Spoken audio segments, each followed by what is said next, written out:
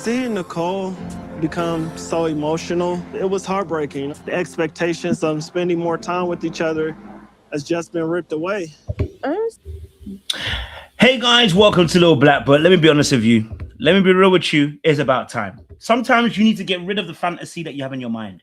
Sometimes you have a fantasy in your head about how it should look like, and we thank God that it's crushed and broken. We saved Nicole another couple months of heartbreak. Let me just say this first and foremost, sis. 15 years you've been pining after this man, but I want to be real with you, sis.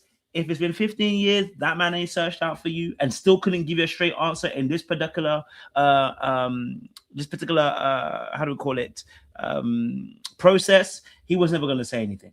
You know what I mean? Like, and sometimes it's okay. It's okay. Sometimes we need our dreams crushed because they're not going to work. Okay. Now, we said this from the very beginning. And I do feel for her, and I understand that, sometimes you can like somebody, you can want them. Sometimes you can really want to spend time with them. You can really want more of them, right? But we have to stop chasing shadows, and we have to take them for what they are. The reason, and one of the most powerful things that I learned is that clarity is a massive thing. If you don't know where you stand with somebody in a relationship, it's usually a good indication that something isn't quite right. It's a good indication that potentially this relationship might not be the one for you, because people that are intentional, that like you, are trying to make it very clear about where they're going and what they're trying to do. Okay, so whenever you're in confusion, you should probably think about it, process what's going on, and ask yourself the question: is this person the right person for me? Because why am I not sure what's going on? Why am I not sure what's happening to me?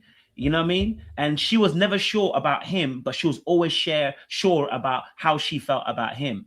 And he was never going to give her an answer. He was going to keep on stringing her along up until the time. So he can say all the amount of, she looks pretty, she looks all of this. And it's not a bad thing, by the way. You know what I mean? But my thing was, how we get here, babe? We are deep in the trenches. So sorry. Don't apologize. The love I have for you is deep in my heart. I'm crying out for you. Listen, darling, I get it. When you've been pining after for someone, and you think you're about to get your chance. You see, a lot of us have done this before. You think you're about to get your chance.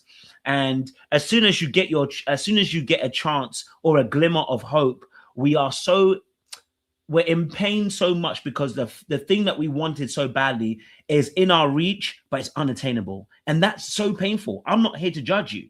But my thing is, like I said in my breakdown video, I said, people who do this have a very anxious attachment. Their anxiousness means that when it comes to relationships, they kind of build a fantasy in their mind and they go with that fantasy. And so when the fantasy is destroyed, they're left distraught, not recognizing the reality of the situation was you were making this picture in your head of this person, but you were trying to fit him into the picture.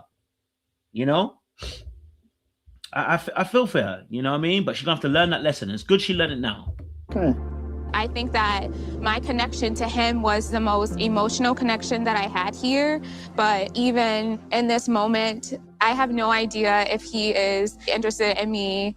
And so we still don't know if he's interested in you. After about to leave, he still doesn't know if he's interested in you, sis, at this point. And so this is actually a really killer lesson for a lot of women as well as men. And I think, like I said, I'm not here to lambast anybody. This is actually can happen at any age if you haven't learned the lesson. And it's easy to talk, you should know, and I do believe we should know, but it's important to just say this as well. Number one, I said to you earlier on, if you're in a conversation, a relationship, if you're in a situationship, if you're in any of those kind of things where you're liking somebody, right, you have to eliminate the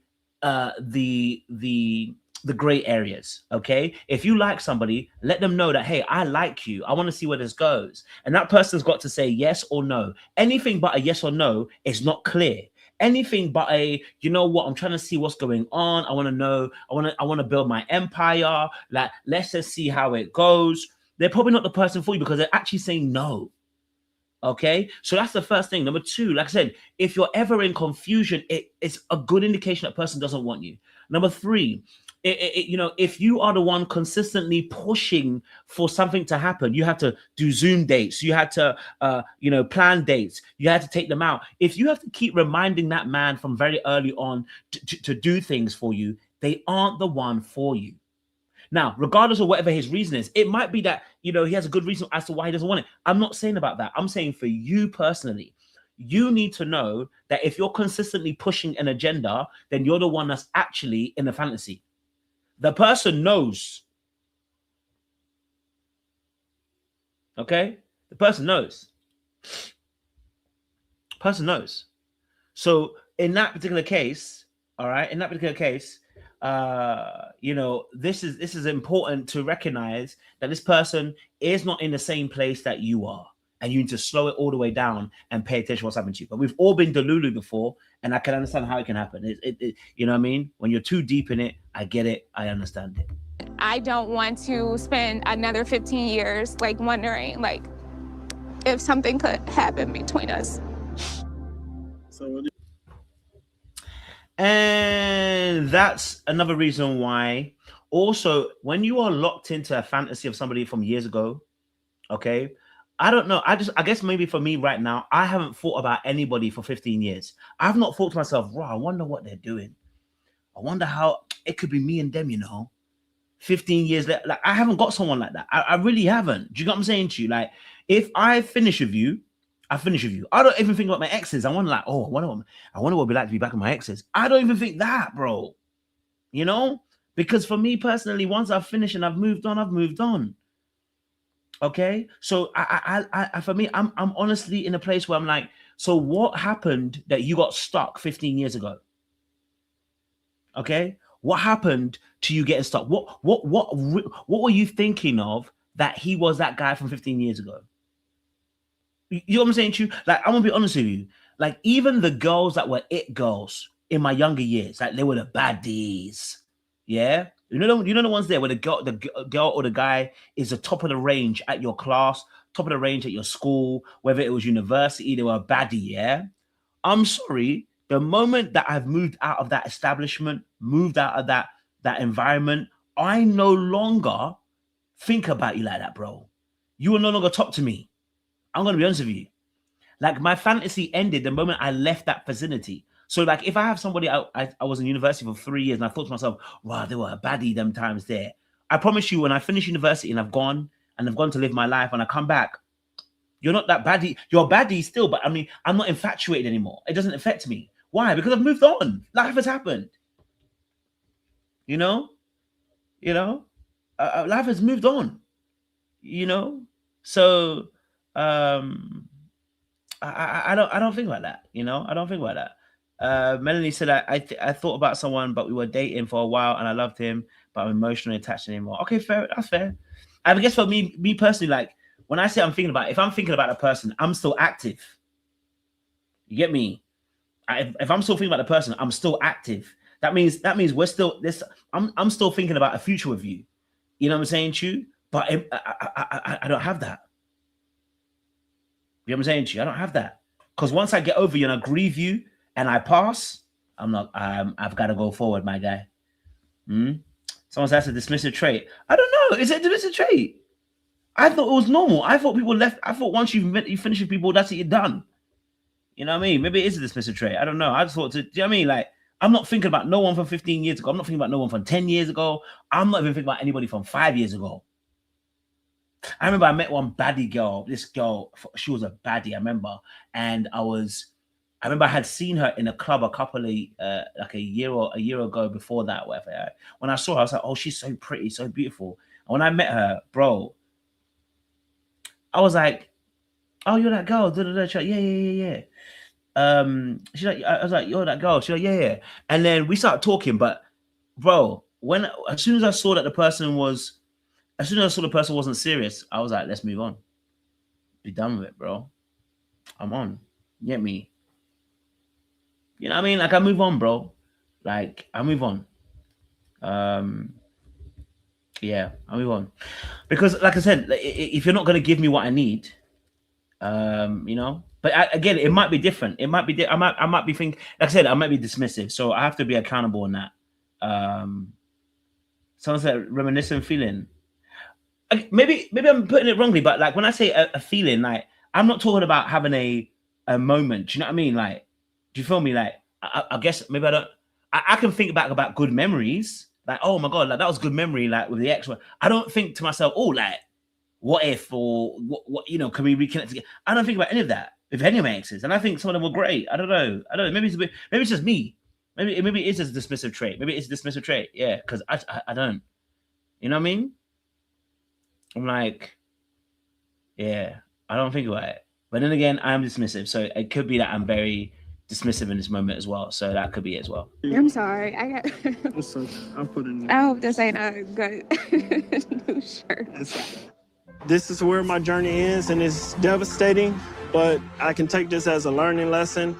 Look, old boy was not even emotionally available. Listen, look, Ed was emotionally unavailable because Ed hasn't done the work yet. Okay? Ed hasn't done the work yet. So Ed didn't want to be emotionally available to them. You get what I'm saying to you? So in that, I get why, I get that. Do you know what it is? Ed's unavailability is confirming that Nicole still got unavailability between her. Like she had to be, they had to tell her like to let it go almost in a sense. Do you get what I'm saying to you? Yeah. So it tells me again once more that there's some work that Nicole needs to do because she's not recognizing that this person is not available. This person isn't ready to open himself up to her.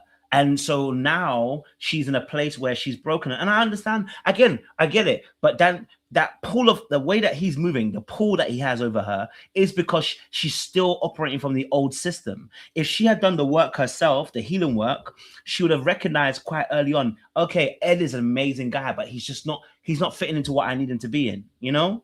Like, you know, he's not doing what I need him to do. He's not becoming available for me.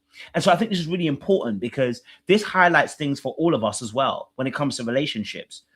If that person from your past came back up, have you changed? Have you moved on? Have you become different? Have you grown? Have you matured? Right? Those are key things. Have you expanded?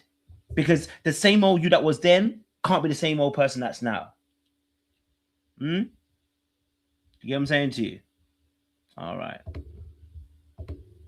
Continuing looking for love and see how I move forward from this point.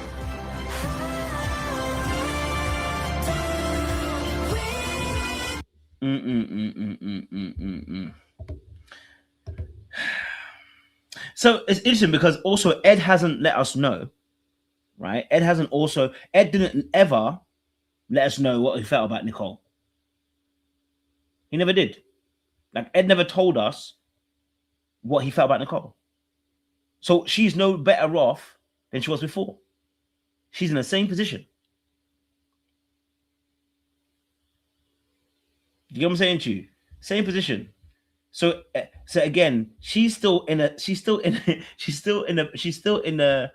same limbo that she was before. He didn't want her. Like I said, men that want you, they're very quick and very direct. Like I said, men know quite early. Like I always say, it's like men know quite early. And men know quite early that, listen, that they like you and they want you. You know what I'm saying to you from very early on. Many ask, do I think she's actually done with the crime that she really done? Probably not, because if she's still got contact with him, more than likely there'll be a text going through or a call going through. And, you know, if she's not got her head on straight, she'll be the one calling. Okay. But the other side is, if it was going to work, I think Ed felt like Nicole made it too easy. Nicole made it too easy, not because she liked him, but because she was way overly invested without fully knowing who he was. And the problem with Nicole liking him so early without really knowing him is that for him, he feels like he's going to have to live up to the fantasy, and he cannot live up to the fantasy in her head because she's built a fantasy in her mind. That's why she likes him so quickly.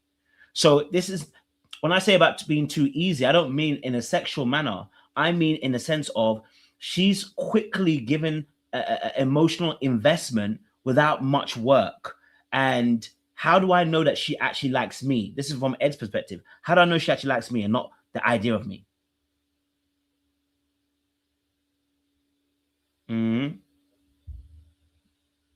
So, you know, she has to work on that as well.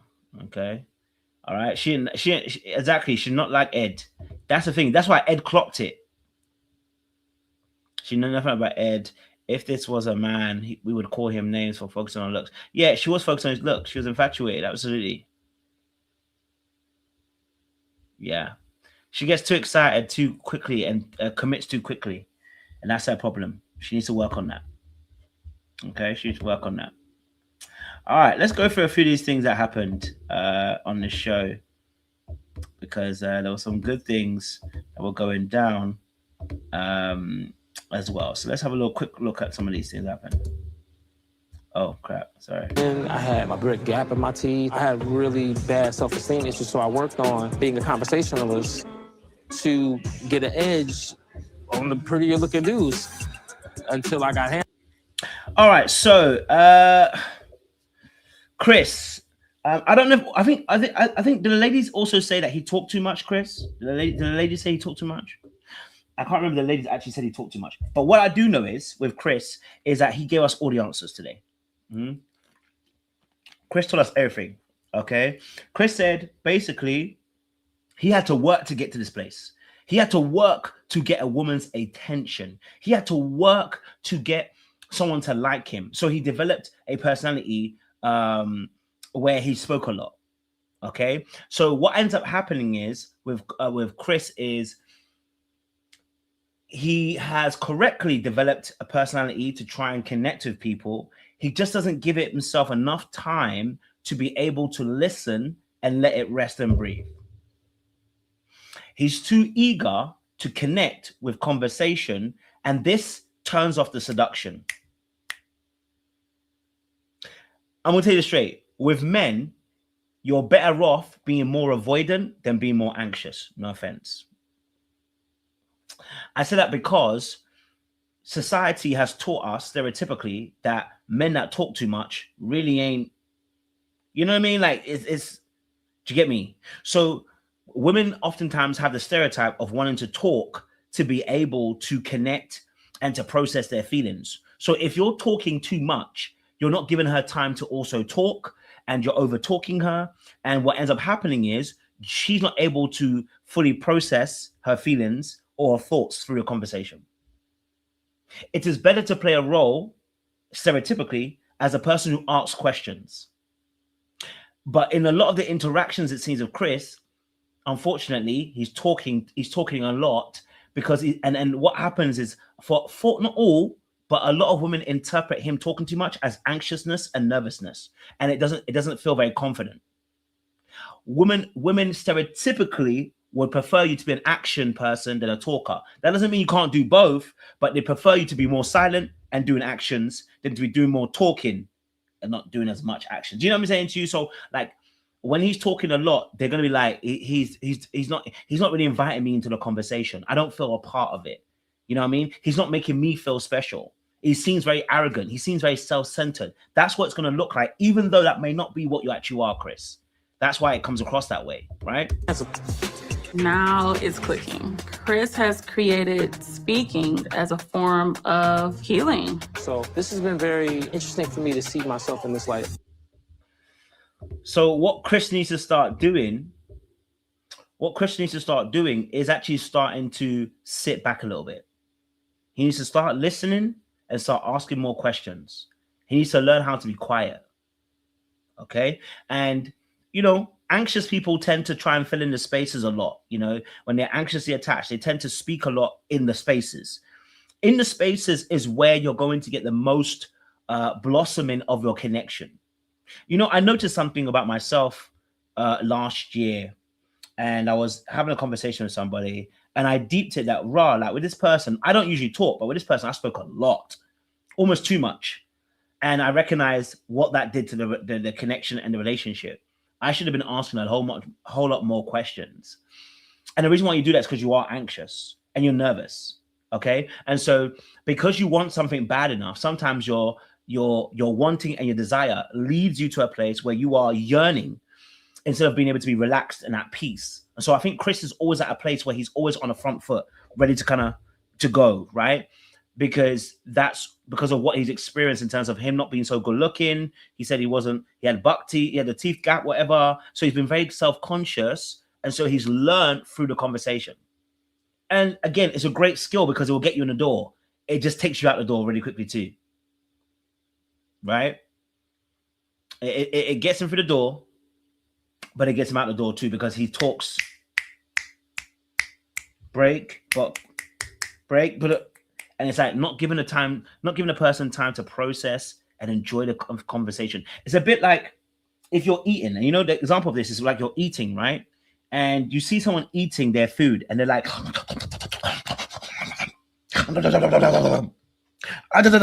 it's like, bro, slow down, bro. The food ain't going nowhere. I know, but it's like, bro, slow down.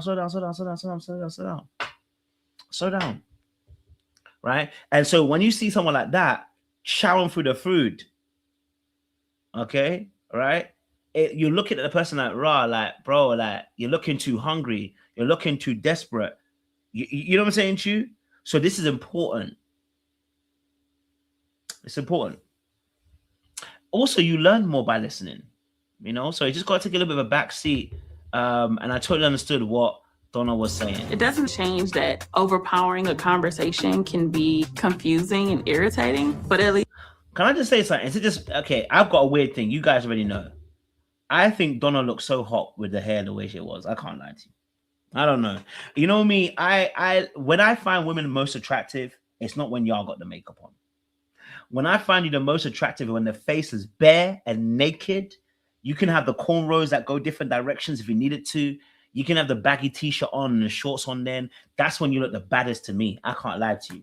But I'm not trying to keep you barefooted in the kitchen and not looking good. I'm just saying to you that is where I see your beauty. You know what I'm saying to you? That's when I'm not looking at you like, no, she's pretty. You know what I mean?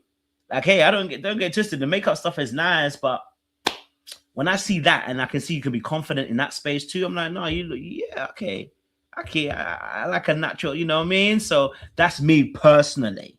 Okay, that's me personally. I'm not going to say that's always the case. I have the why for Chris now. It's ingrained. It's ingrained. Right. All right, give me a little bit more. Okay, that's about it. Okay. That's about it. Go again. I like this. See? This. Is this the stuff? Okay, so Mr. No Note said, bareface lounge looks on women is elite, separates the real from the fake. Trust me, bro. Like, I don't think understand. Like, when I say this, like, when you see a girl in that and you see, it's a beautiful thing. I can't lie to you. You just see the naked face and she's pretty. It's something to behold, my guy. You know what I mean? Everyone can do makeup, bro. Everyone can do makeup. No, take the makeup off and let's see how you're looking, baby. You know? If you're looking cute underneath the makeup, yeah, then I'm involved. You get me? I'm involved. Okay? I'm involved. You feel me? I've already said this. Okay? You know? That's what I'm saying to you. Yeah? When they got the natural... You see when I see the braids come out? See when the wig comes off, yeah? The wig comes off. And it's the braids. It's the cornrows. I'm involved. Yeah, I'm involved. Take that wig off. Yeah, I know you spend a lot of money. Take the glue off, remove that, take it off, peel it back. Give me the cornrows, blood. Give me the cornrows, blood. Give me the cornrows. I want to see that. The jailhouse cornrows, give me those. Okay? All right? Give me those. All right? I feel the same way. What exactly does Dominique actually look like without all the make done? All the makeup. With all the hair done up and all that makeup. I have no idea. Yeah, I ain't gonna lie to you. I ain't gonna hold you. I need to see that naked face. When I see it, then I know. That's when I really be like, ooh, I can fall in love. For real, for real. Okay. But okay, let's talk about Nicole and Vince quick. We're supposed to be Y'all prepping. doing good. All right, This is a good connection. Oh, I like Vince. We held hands. All right, so Vince and Nicole, let's quickly talk about them. Can I be honest with you, Vince and Nicole? Vince and Nicole in this Vince and Nicole. So instantly enough, I find it intriguing because they were about to have a conversation on depth, and what was interesting was that Vince didn't want to go first. I find that intriguing because I feel like he's allowing her to take the lead, and I felt like if we're going to be talking about being vulnerable and leading, Nicole's doing it again. Her energy is too ready and willing to lead. And this is why she'll end up dating somebody who might be very passive because they'll be willing to go with her lead, but she needs to learn how to rest. Okay? The question you asked him, he didn't even want to answer it first. Once more again with Vince. Why don't you go first? Our assignment from Tommy this week is to reveal something to the other person. So do you want to go first? Okay, I can go first. So I would. Not him saying, do you want to go first? Why don't he just go first? Right? Just say something. But again, I think that just shows again how he may lack the vulnerability aspect. Do you get me? I'm not saying it's a major thing. I'm just saying it's something to highlight for Nicole specifically because she tends to lead. Okay? Nicole tends to lead. So because she tends to lead in interactions because she's trying to prove her value to people, again, she takes a lead here as well. You know? So for me, I was like, Nicole, we're not learning the lesson that we need to learn. You know, we need to learn this lesson. Allow that man to lead in the interactions. Allow that man. You asked him a question and he threw it back at you. Do you want to lead? Like what? No. I don't. Tell me about it. I want to hear what you got to say. Right? And your confidence in you and your confidence in being able to say, no, I want you to lead. Right? I trust you. You know how you could have flipped it? Look, we're very easy. Egotistical we are as men, but it's very easy. If she had flipped and said, listen, Vince, I want to share, you know. But, you know, I love a man that shares. I love a man that leads. I love a man that is able to be vulnerable with me. It makes me look at him. You know, just like, you know, you encourage him. He would have ended up going, bro. You know what I mean? Rather than just literally taking over the reins and then having to lead it, you know? Yeah, I was like, damn, like, sis ain't got it. So far in this experience, I have always told people that I didn't want kids. And I am not going to cry here. I think I do want kids. Okay, so she shared something very, very vulnerable. She shared obviously that, you know, she does want kids. And with that aspect, because she wants kids, for her, she does, she didn't necessarily want kids beforehand, but now she's recognizing that she actually does. And she was just afraid. I think it was a very beautiful, deep kind of conversation as well. So I loved Nicole being able to express herself and share those things and open up that aspect. And to be fair, Vince also replied by talking about the vulnerability with his daughter or his children as well. So it was a mutual conversation of revealing things about each other. I wasn't mad at it. I think it was a good, solid conversation.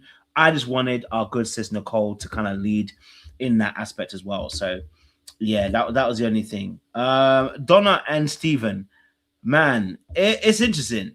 Donna and Steven, interesting. I'm gonna say this now, interesting. When I got out of that, I said, all right, nope, we're not doing that again. Let's get to know myself, maybe even create a new version of myself, because the last one kept up. So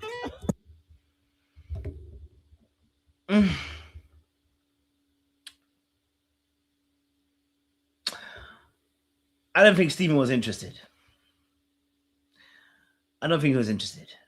Body language was telling me a lot, man. You know, neither of them were actually, if you really look at the body language, if you look at it. That was when I started my PhD. So that was 6 years ago. And I got time. They sat close but sat far. You know what I mean? Like they sat close, but they sat far. And I just think that to myself, with Donna being so judgmental sometimes, I wonder how easy it is as well to get close to her. I wonder how presentable she feels. I wonder how approachable she feels with her energy, because she seems like her energy kind of like turns people off. Also, as well, because the whole faith thing also seems to be a big thing. Do you know what it is? She just may be misunderstood, maybe a little bit misunderstood, and because she is a bit judgmental, people can be a bit afraid maybe to get closer to I was her. like, okay, I can start dating Start again. dating again, yeah. Talking with Donna, she's someone who is serious about her love life, which makes me really focus. Like, hey, if you want her, like, you can't play games. I'm just on. But Stephen, do you want her? Stephen didn't mention nothing about wanting her. He said if he just noticed something and observed it and called it out, she's a serious person. If you want to be with her, you need to be serious. Nothing in there. Okay, nothing in there was inviting. Okay. Hyde said she's too cynical. Give me 3 years, I'm gonna beat Donna out too. I understand. Okay, all right, I understand. Look, you don't have to be as critical as she is, man. You gotta learn to open up a little bit. Don't worry, darling. You gotta learn to be open up and be a bit more vulnerable. Okay, be a little bit more vulnerable. All right, let's talk another date that was happening. Bello and Lauren. Shout out to this combination. Okay, all right. Looking guy. You just seem like every time I'm in person with you, it seems very like gentleman, good guy. What's really going on? You know? Are you secretly married or? Okay. Now I'm gonna say this as well. We never saw Lauren make Bello turn. Okay. We never saw Bello do a twitsy twirl like she asked some of the other guys. Okay, all right. So Bello is getting it feels, and her energy is so different with Bello than it is with anybody. Like we get a more funny Lauren with Vince. We get domination Lauren with Darius and all the other men that she tried to get to twirl. But with Bello, it was so different, and I guess that's because Bello does carry a lot of that masculine presence. He's very a good listener. He's not quick to speak. He seems very chill, very calm. He's obviously very tall and, quite built as well, it seems. So, this is interesting. Now, the interesting thing, obviously, about the Bella situation is he did have a child 4 to 5 months ago. It's not been a year yet. It's been 4 to 5 months. But he only just found out. Okay, I think he only just found out and he had to do a paternity test or whatever. So, yeah, situations kind of peak. I felt for the kid. I mean, you know what I mean? Like if that story is true, it's tight. Shout out to Ashanti. I see you, babe. But yeah, I see it's quite tight. Yeah, the child's in a different state. Oh, okay, child's a year old but found out 4 to 5 months ago. Okay, apologies. So child is a year old but found out 4 to 5 months ago. So he's just adjusting right now. Okay. Yeah, I get it. It's tough. It's tough. And he's that's a tough one. I can't lie to you. That's a very difficult one. Because again, he's gonna be adjusting, but you now coming into his life are gonna have to adjust to him having a newborn.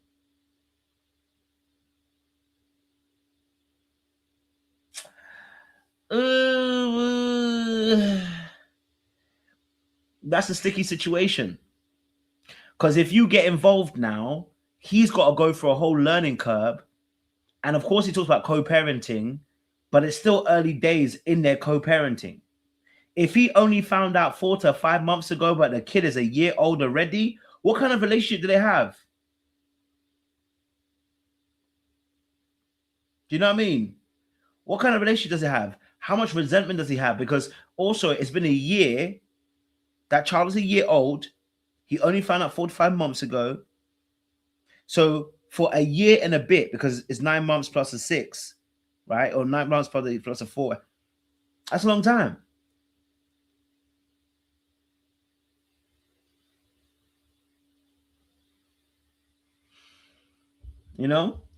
So I don't know. It's gonna be interesting to see. It's gonna be interesting to see.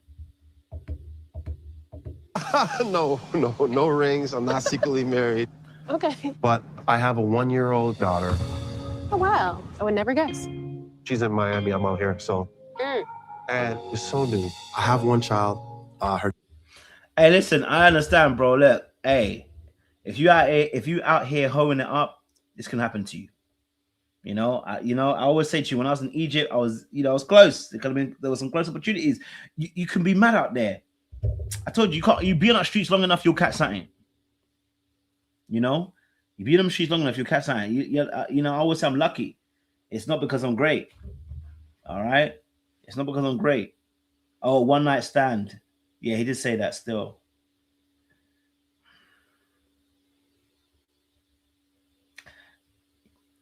Yeah, all I want to say is that you're lucky. You don't get caught out trying to be in there. Yeah. You play around enough on them streets, somebody gonna catch you. Because someone's looking at, you see, the thing is, somebody's looking at Bella like a money bank. Someone's looking at Bella like, this man could be the father of my kids. A lot of people, you don't realize there are people who are looking for you to, I just want a child. I don't care if you're involved or not. Like, do you know what I mean? You don't know. Okay? You don't know. Do you get me? You just don't know what people are on, bro. We don't know her full story, but a year, 4 to 5 months finding out.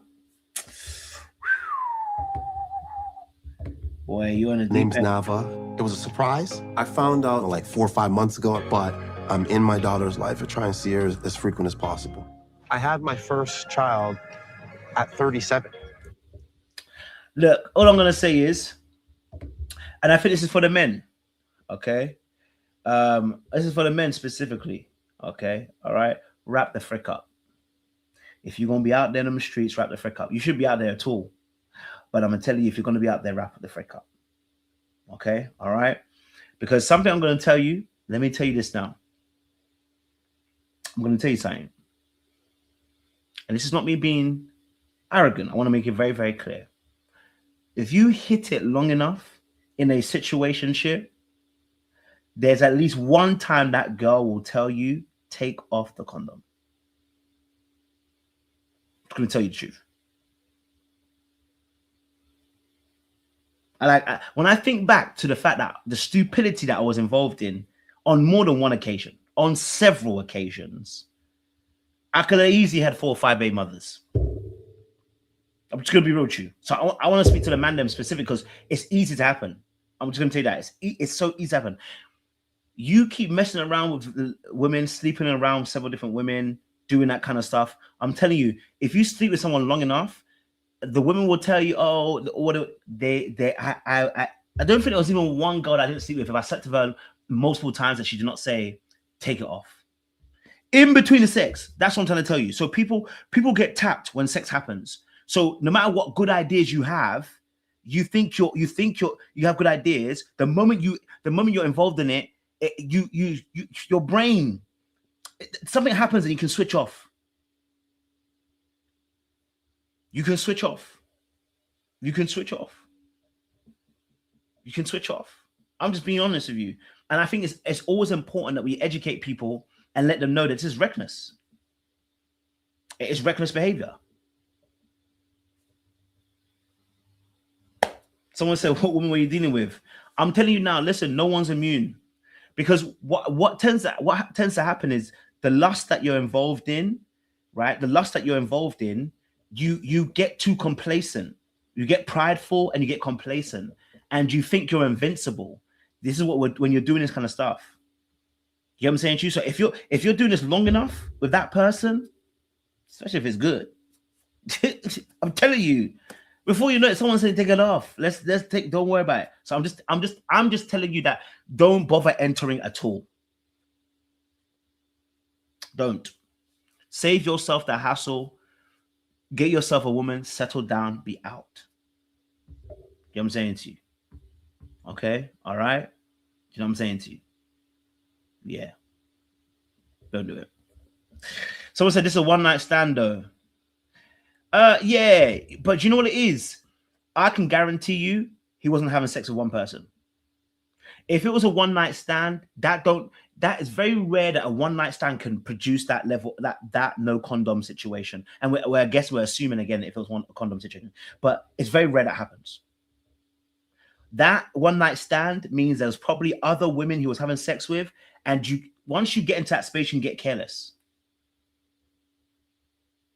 Do you get what I'm saying to you? So it's like being very. This is probably something else going on. You know what I'm saying to you? There's probably something else going on. So you just got to be aware of that. Do you know what I mean? But again, like I said, we shouldn't be in that environment in the first place. You know, someone said it's even nasty if it's with multiple women. But I'm not saying that he's like being no condom with several women. You can be very like safe, but when you end up doing that, when you end up doing that behavior over and over and over again, it's like it's habitual. So then you forget yourselves at times. And you can do some stupid stuff. I'm just saying you can do some stupid stuff. I realize how stupid some stuff I did. It's like dumb. Like, thank God I've grown up. But yeah. In that space. Jay, hey, listen, Jay, you know. People who know, they know. You know? People who know, they know. I'm just going to tell you that truth. Once they say some certain words, you're in trouble. Something inside me, that's it. You're finished. You're done. After that, fam, it takes a strong person not to give in to those temptations. So don't do it at all. That's what I'm going to tell you. So with Bello, obviously the situation, you know. So Was that it wasn't by intentional? accident. I had a one-night stand. Then she calls me in May, and she's like, I'm pregnant. Really? Oh my God. You're not going to run away now? That scare you away? No, I'm just processing. Have you physically? Yeah. But it's interesting. I am wondering, like, I wonder, because he went to a paternity test. So I am wondering if there was a situation where, like you guys said, maybe it was an IOD, maybe she was taking a pill and it didn't work. You know what I mean? And plan B is not a guarantee. So, like, I wonder if there was something else that was happening there as well. You know, in that space as well. So there might have been other things that are contributing factors to just saying that situation happened. I try not to judge him too much, you know what I mean? And I feel like parenting is very important. I'm glad that they're so open about things. Like, if you ask him, he's going to tell you. It's 100%. not a... Well, at least he did tell her. And also for me, for any men out there as well, too, for instance, right? I think most of us men who've had scares before, the thing that flashes before your eye, for any young man listening to this, just in case someone's young and listening to this, what flashes before your eyes is knowing that having what flashes before your eyes is knowing that having a child with that woman, you suddenly start to realize you don't want it to be the mother of your kids. Right? That feeling of dread and that the world is ending is enough of a sign to tell you that the shenanigans you're up to need to stop. I'm just warning you. You know, that feeling that you have come over you and it's dread.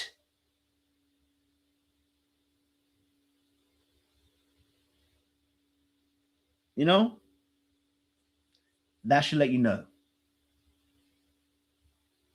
Okay.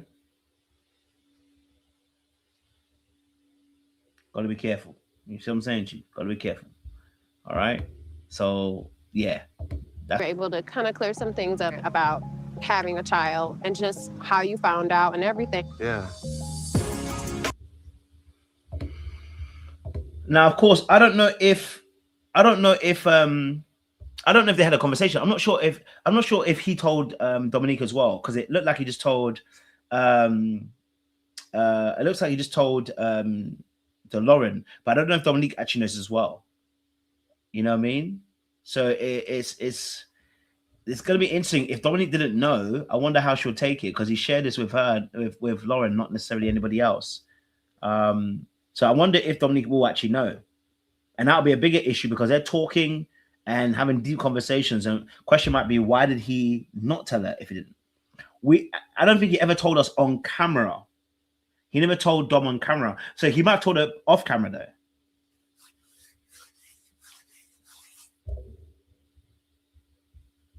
So we'll have to wait and see. I'll try and play a little clip and see if we can see it. Okay. You know that you have a daughter. Should be 3. And what does that look like with the mother? We co-parent. I think it's important to make sure that we do right for our daughter, and we've kind of done it since she was born. Okay. Okay.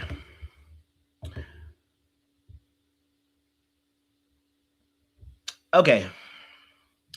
Let me just say this. Let me say this. Okay, so Cardi and Dominique, you know what it is? It's hard to see beyond Cardi and Dominique when we saw that Dominique already kissed old boy Bello, right? So anything less than a kiss, I already know this ain't gonna work. Now, Cardi is, for me, he's making up what he's making up. He's a paperweight, okay? And no offense to him, it's not like he's a bad guy or anything, but Dominique is using him. And I don't mean that even in a bad way. It's a competition at the end of the day. She needs votes. She needs to keep it people in her sight. But this is a clear indication of what I mean by number 1 and number 2. There's always a massive gap between number 1 and 2. Okay, all right. So he's just holding her down for now, and when it finally gets around to it, she'll end up riding into the sunset with Bello, unless Bello does something really wild. Someone said not a paperweight. Yeah, it's paperweight. A lot of people are paperweights though.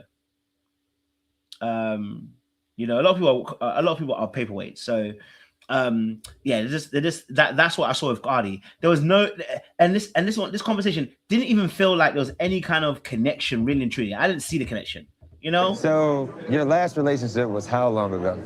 About 18 months ago. You see yourself like being married again? Absolutely. When I first got divorced, I didn't want to be a wife again because I was afraid of something breaking. And it's like, sometimes things are meant to be. Her whole energy is different. Her whole energy with Cardi just feels different. Like, you don't see the flirting, you don't see the intensity, you don't see the vibes. You don't see that come out of her. Like, you know, with Bello, you saw her trying to will that man in. Okay? You saw it. Okay? And so we see a different level of behavior. And it's why, you know, it's funny. Like I always tell you guys, it's interesting. When women like a man, it's hard to like the other man thems. Because that man is not just, she's not liking that man just because of just looks alone. She's liking him with her emotions. So when she's locked in and she's starting to lock in, she's already gone. Bro, she's not involved with Cardi, bro. That's why it's a paperweight. Okay?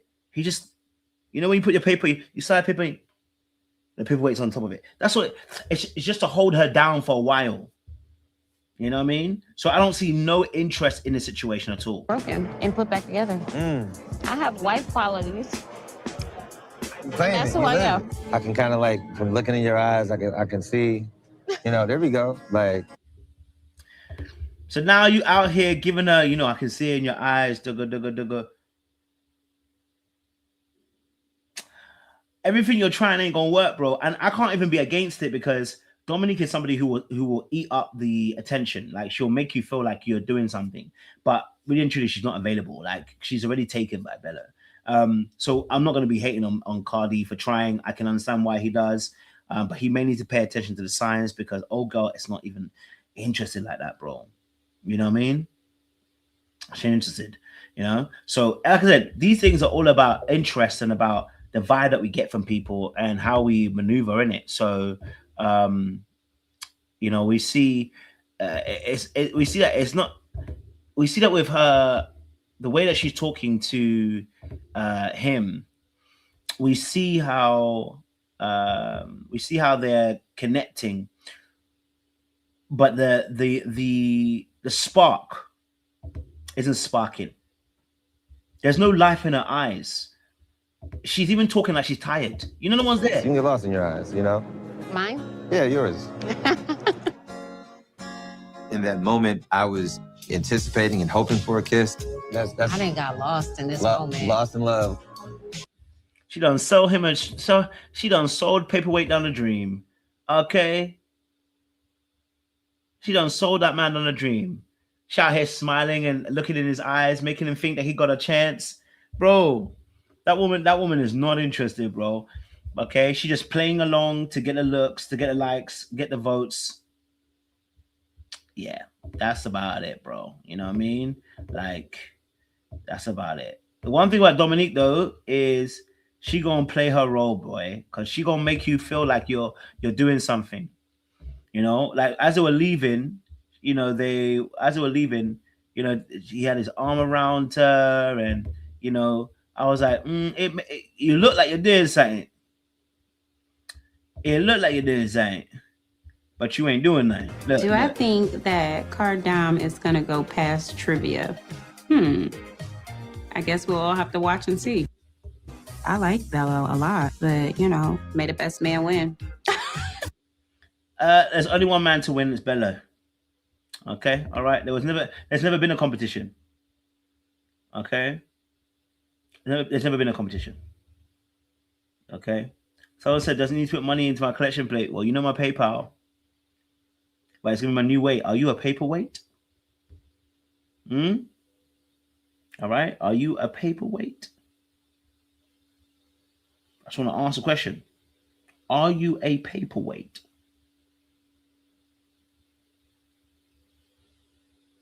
You know, that's what I'm saying. Gotta ask yourself that key question. Are you a paperweight? Don't become one. Okay. We don't want that for you. Let's go deep. So is there something that you're willing to share? When I was in my most recent grad program. Now, you already know what I'm going to say. You already know what I'm going to say right now.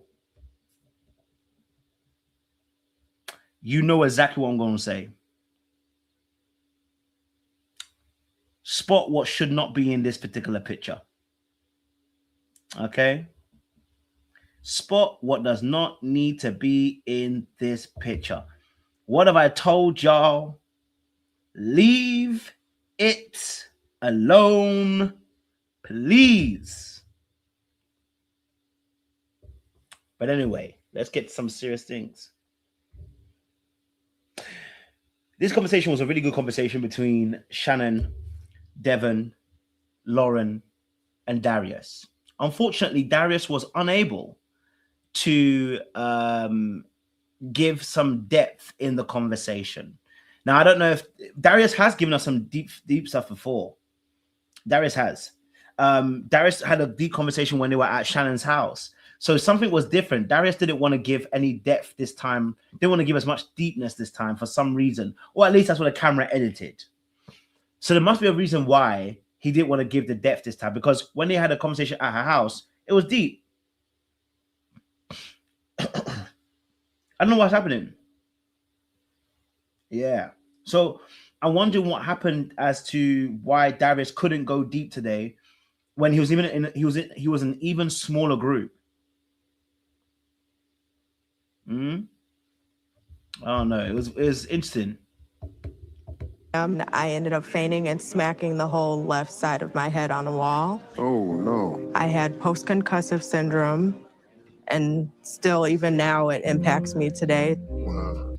Well, I'm so sorry about that, Shannon. Thank you for sharing that, but I'm so sorry that you had to go through that. You know, as well. So, you know, Shannon, hey, we're sorry about that. You know, because that's you know, that can change your worldview and change the way that you can operate and move. And I understand that, you know, that is a very deep thing, you know, that one can go through. Elsa said it's still deep, but it's about work. Yeah, I think she's married to her work, isn't it? She's married to her work, you know. I think she's married to her work. But I do love Shannon. I think she's got such a lovely, warm, inviting vibe. You know, and she's real, like, you know what I'm saying to you? And I that's something I appreciate about Shannon. She just keeps it real, you know, and she's not trying to do too much. And I appreciate that for that, you know? Okay. Love her, love the pearls. I can't do the pearls, man. I admire Shannon because she's not afraid to be vulnerable. It speaks to her ability to communicate in a healthy way. And that's a trait that I want in my future wife. So Well, Devon, I need to. If that's what you love, Devon, I need you to chase that, because stop chasing this tail of Dominique and that. Okay, all right. Leave the Dominique thing alone, okay? Because you are also becoming a paperweight there, and he's also being consistent with Lauren too. I said, sir. I said, sir. I hope you're just playing the game, but it feels like Devon trying to get the best deal possible out there, and I hear it. You got to wheel him and deal him. Okay, you got to wheel him and deal him, but I'm gonna just say, look, I think Devon is trying to get the best possible deal on the table. I think, yeah, he likes Shannon, but I think he would prefer someone like a Lauren or Dominique, because again, it may feel like a bigger status for him, you know, in that particular space. So I hope that he can surrender himself to the likes of someone like Shannon. I'm not saying that, you know, Dominique or they're bad people, but rather in the sense of, I just feel like they're going to be status driven rather than actually connection driven. You know, do you see what I'm saying to you? Yeah. So I hope, that's what I'm like. I need to change that, man. Come on, Devon. Focus where you need to focus, bro. As a kid, when my mother used to drop me off at school in the morning, all the little girls was lined up, and they would kiss my hand and say, "King Darius." Oh, goodbye. And my mother said, that's what my mother did. My mother was like, stop. This has to stop. Explains a lot. Now, Darius telling that story. Maybe I hope that I hope they were edited some stuff. I hope they edited some stuff, and you know what? He was just being facetious, and they didn't show the rest of what he said, because as much as there are shallow people, after giving us the background he gave about his kids, I wonder how do we get to here? Why do we go from being so deep at Shannon's house to suddenly becoming so shallow here? Something's changed for you as to why you're not able to, as why you're giving us this story, which seems very shallow, which feels very shallow. Doesn't mean it is. You know, what's changed? Something has changed to make him do that, you know? So I don't know. You have to look at that. Nice. Yummy. Good story, but I don't know if it was super deep. Untouchable individual. She kind of comes off as perfect to me. And to learn that she had some experiences that she'd been through, wow, that was very touching. It's also interesting that he said the words that he felt like Lauren was invincible. Sorry, came off as perfect. And I was like, it's interesting that he saw as that. And I wonder why. I wonder what it is about her that he couldn't see the other side. He only saw the and it made me think he only sees her strength.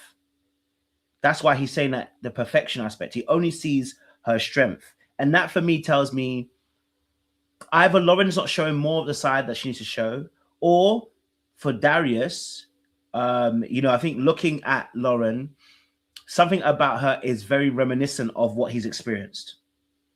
And so maybe the fantastical idea of the perfection could be something that he saw in his mother. And because he never saw the weaker side of her, maybe that's also a part of plays in it. You know? Maybe. You know? Because that's very interesting that he would call her as being perfect. You know? That he would have seen that. Because nobody's perfect. So the fact that he would have seen that is... interesting. My parents got divorced when I was 6. They were a lot of the times fighting. My father didn't get along with my mother, and it taught me a lot, making sure that I'm healed, breaking generational curses. I'm bringing people. Okay. So it's interesting. It's interesting because Devon just shared something really powerful, right? His parents were fighting a lot, and he didn't agree some things, I think, with his dad or whatever. And I said, oh, I can kind of see that a little bit because of the gentleness that he has a little bit as well.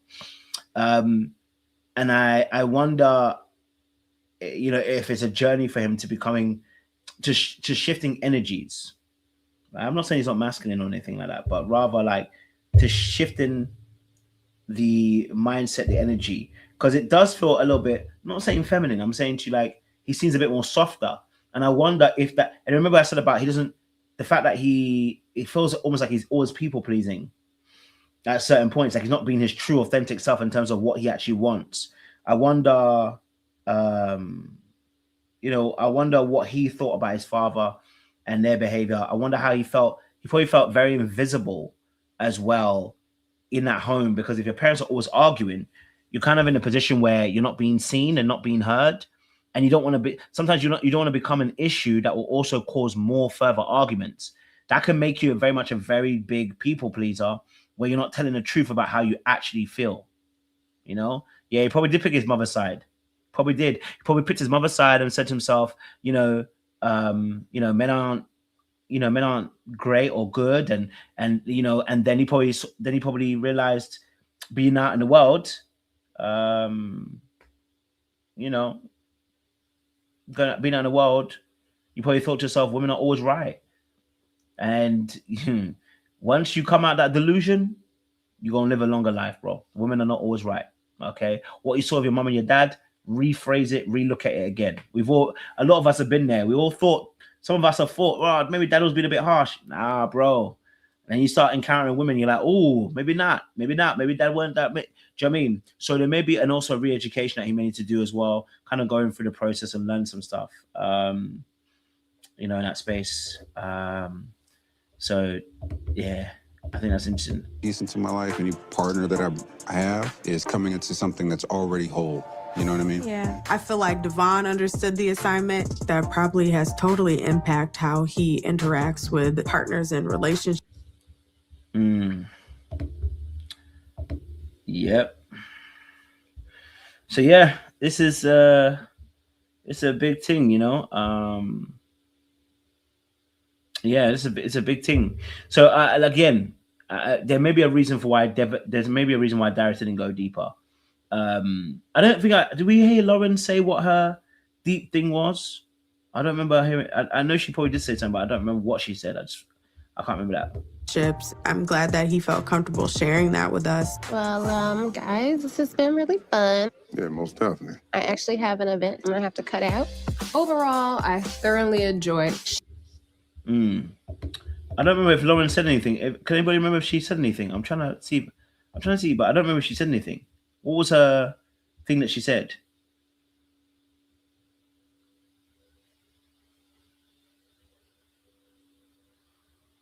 I wonder if he has anything. I don't know if he has.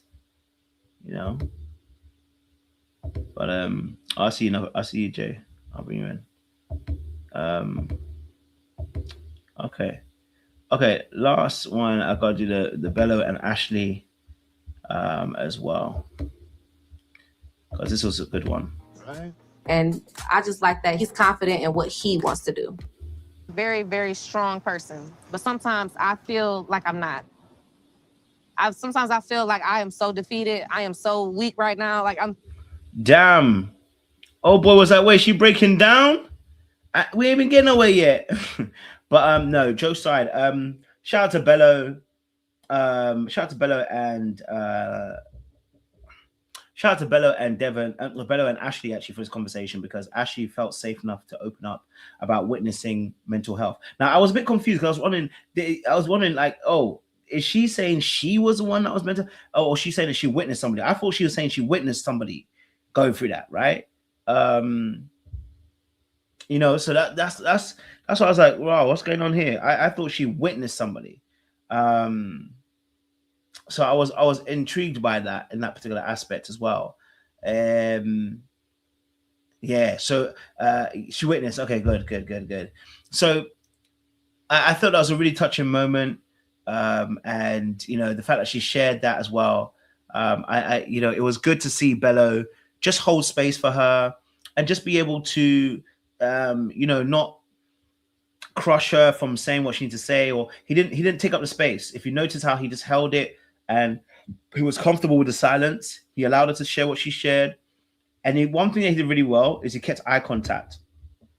If you watch him, tearing up because it's real. Wow. so sorry. Give me a hand. Wow. This nigga, this Negro, he is a dangerous guy. I'm telling you now, this brother is dangerous. Okay, all right? Like, I'm telling you, the fact that he was in that moment, I'm telling you how dangerous this man is. Because for her to be in that position, and then for him to say, give me your hand, I'm telling you, she's going to be thinking about when she goes to bed tonight.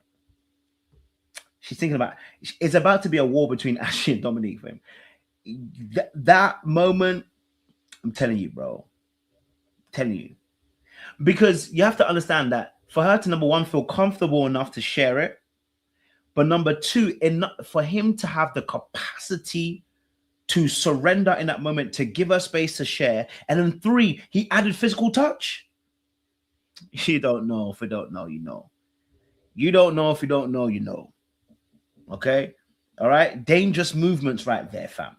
Yeah? Man held her hand, said, give me your hand. Let me hold it for you. Yeah? What's her hand got to do anything, bro? She's crying here. She doesn't need your hand, bro. What she needs is a tissue. Okay? All right? Bella said, let me hold your hand. Give me your hand. Oh, baby girl, you've gone through a lot. Talk to me. The strength that you're showing here by just sharing this with me. My God. Bro, I'm telling you, blood. I just want you to know that. I'm just telling you. I just want you to know that I'm not saying he was trying to do anything, but I'm just telling you I'm not saying he was doing anything manipulative. I'm just saying to you that you need to know that move was a super move right there. Like you have to, that's a super move. Hey, shout out to Lauren as well. I see you in the chat, babe. Good to see you. I ain't gonna lie to you, Lauren. You're looking good in this episode, baby. Okay, all right. How you look at us, the look that we were seeing with you and Bella this episode. I can't lie to you, Lauren. You were looking good still. So I'm just saying. I looked at it and I said, "Sir, look what his hand is. Look at this. Look at this. You telling me? You telling me? Look. He did this. Baby girl, talk to me. What's going on? So your heart's broken. I can't believe it. You witnessed all of that. You're strong and you're brave. Tell me more. Wait, why is your hand here? No. Just think about it. Why is his hand here? This is a dark arts movie if you don't know. Okay? All right? He knows some stuff. This is not a man to play with. He's not a simpleton, bro. Okay? He's not a simpleton, bro. All right? He's involved. Okay? I'm not saying he's bad. I'm just saying. I want to be Ashley, funny, happy. I want to just be me. But I literally went through the darkest things, seeing somebody look like they was possessed. This brother went through 3 poses. You don't see what he did? He went from here. He went to here. And he finished on here. I don't know if you know what I'm talking about, bro. I'm telling you. If you don't know about Bello, start getting to know, bro. Man went from the here. He said to here. He said to here. If you don't know, you don't know. I'm telling you, I'm bringing you in. I need to pay attention to what's going on around you, because if I get the panel on. Yes, mental illness, schizophrenic, bipolar. When you see that stuff firsthand with somebody you love. He's hit 4 different poses in one conversation. I'm just trying to tell you. He's gone from to, he even did this. Sorry, he did this. He's gone to now this. That's 4 positions. And she's still crying. That means it was all in one transition. The camera did it. It was all in one transition of a conversation. I'm just saying. You're going to look at life totally different. It was like a real dark time. Every time I talk about it, I get emotional still to this day, because that's something that I hold dear to my heart. But no, I'm being facetious, but I'm being obviously very facetious about it, and I'm playing. But you know, Bella was showing us what it means to be engaged in a conversation, right? Like when someone shows you their behavior, that they're being empathetic towards your plight, this is what it looks like. You know, like he was engaged. He was here. He was here. He was here. He was showing like it's not, you know, I'm not saying it was bad. I'm saying that that's how you, you know, that's how you show empathy, because you're recognizing in that moment things are happening. So you're just kind of shifting and you're kind of moving along with the conversation, right? He's not showing that he's disinterested. He's engaged, and that's what I liked about what he did. I thought it was a very good demonstration of somebody being present in a very painful, deep moment. You know what I'm saying to you, right? Someone says that's how you got the first night, first one. Exactly. Okay, all right. He didn't need to say no Feeling words. support meant so much to me in that moment. That was really touching. So that's just. I'm sorry, I did not mean to cry. I got you. A lot of people will just try and tough it out. And for you to seek that out, that's brave and it's strong. You know what I mean? And you see how you see how calm he talks? He said, hey, you know, it's great that, you know, that what you just shared. A lot of people go through this. Okay. And they're not being where they be. And you telling me that you have more than one of these conversations, you're gonna start falling in love? Are you telling me you're not gonna start falling in love? You're gonna start, well, who's this emotionally intelligent man? You just broke down in front of this big man, and this man is like, hey, I see you. A lot of people just, you know, they feel it, you know, but I want to let you know you got strength. I want to encourage you, right? So calm, so chill, no additives. He's not jumping around. You know what I'm saying to you? He's not doing the most. You know what I'm saying to you? Like, that will inevitably, okay, it will inevitably make you want to just kind of like open up even more. Do you know what I'm saying to you? Like, how many people can say they've had a conversation, okay, with somebody where they've allowed them just to, do you know what I mean?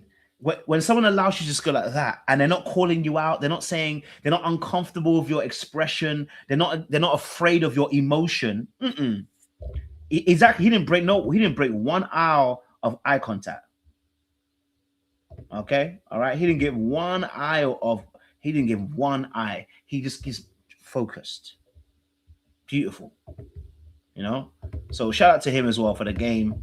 We appreciate it. This is amazing because I feel like what takes 6 months, we just did it in like a couple minutes. Nah, I'm sorry. She's finished. She's finished. Okay, she's finished. All right. Okay. He out here saying about we did all of this in 6 months. What people do, you know, we did all of these things that we did in a few minutes. What people do in 6 months. He dropping. Look at her grin. Look, I'm telling you. Okay, look at the grin on this woman's face. Okay, he's done a work on her, bro. Look at the grin in her face. He's done a work on her, bro. Hey. Welcome back to our lounge. That was her name. To see how his story plays out. I actually had a date with Bello. He really went deep about his family. He was very intentional, and I also got emotional on the date. I cried because we were talking about mental illness and things that's really important. Now, old girls out here saying some things. Okay, all right. They ain't got old girl here saying some things. Okay, so bro, she's finished. Okay, I'm just saying that now because now and this is what I said. This is gonna put a lot of pressure on Dominique too. You know what I mean? Because now, how can he support this woman? So, like, she's not talking about, oh, he bought me something. She's not saying, oh, you know, he took me here. She's saying that I had a moment with Bello. This is gonna put pressure on Dominique. Okay, because when he's now, Dominique's like, wait, hold a minute. Is he having an emotional connection to someone else? You know what I mean? That's pressure on Dominique. Now, do I think he wants Ashley like he does want Dominique? No. I think he wants Dominique, but it's going to put pressure on Dominique. Let's see how she handles pressure. You know what I'm saying to you? All right? About we had a moment. Yeah, me. Okay. To me. What made you cry? I don't want to cry now, but that's okay. When you see somebody go through mental illness or bipolar, schizophrenic, it's hard to see somebody. I mean, Ashley had all the girls crying in there, to be honest, at that point in time. You get me? So, yeah, that's tight. So I said, who's smoother, Bello or Darius? Well, personally, I don't know. I think Bello is much more smoother. I think you can see Darius is too obvious. He's too peacocky. But with Bello, I think he just, you know, it just it's like a car that's very silent, creeps up on you. You know what I mean? Creeps up on you. Let me get my girl Jay on as well, because I know she want to say some stuff as well about the latest episode in that space. You know, and get some thoughts. Hello, Jay. You would get me on as soon as I decide I'm gonna change to the laptop real quick, so I finally finished doing what I was doing. Okay, do you want me to change it? No. We can go while I set up the laptop anyway, because I gotta still get it together. Hi everybody, it's been a while. You know what, Coach? I ain't gonna hold you. I like this episode. I mean, pretty much everybody understood the assignment except for one, which was odd. But I don't know. I guess he was like, I'm not gonna cry 2 weeks in a row or whatever, or twice in this season. But I really like some of the conversations that brought up, especially this one with dealing with mental illness and a parent. I'm assuming it's a parent. Saying that somebody should love, but I'm not really sure. But coming from being a child of a parent with mental illness, I get her pain. I understand it. I understand presenting strong and not always feeling that, because you're dealing with somebody's unstable emotions. And when you're not old enough, or at the time old enough to understand what's really going on, it's a lot. It is a lot to deal with. And like she said, I mean, I know my time of dealing with somebody that had the mental illness, and those that know the story that's been here long enough to know. But the time I watch my person look at me, and you can tell they didn't recognize me. And like literally going through that and having to be in a position to actually defend yourself, but you love this person and you don't want to go there with that person and all this stuff like that. But you know they're not in their right mind right now and they don't recognize you, and you just have to keep yourself safe. It's a hard place, and it's a difficult place to be in. And I'm going to say this to you, Ashley. You are a strong person, even though it doesn't feel like it all the time. And it's not fair to you that you have to be that all the time. But breaking down sometimes does not mean you're not strong. Actually releasing that energy that person is putting on you at a later time does not mean you're not strong.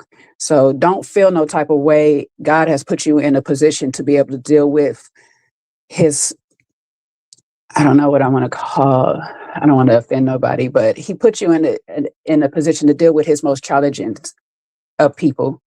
And it's not always an easy place to be in, but it's a blessing sometimes.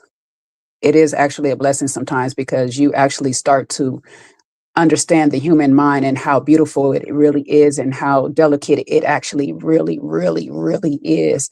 And you start to understand, and you look at people differently. You don't just look at them at the surface. You start to go a little bit deeper and start to figure out why things move and operate the certain way that it does. So shout out to Ashley for sharing her story and actually being in therapy to do the work to actually get past all of this. I'll say that off the top. Appreciate it. Oh, Sid, what's your thoughts? We're talking about Ashley, of course, so I want to get your thoughts on interaction, her viewpoints and stuff. When you were talking, I was thinking, the dark art of it all, that she needs to let it out, continue to let it out, so it's not used against her by someone.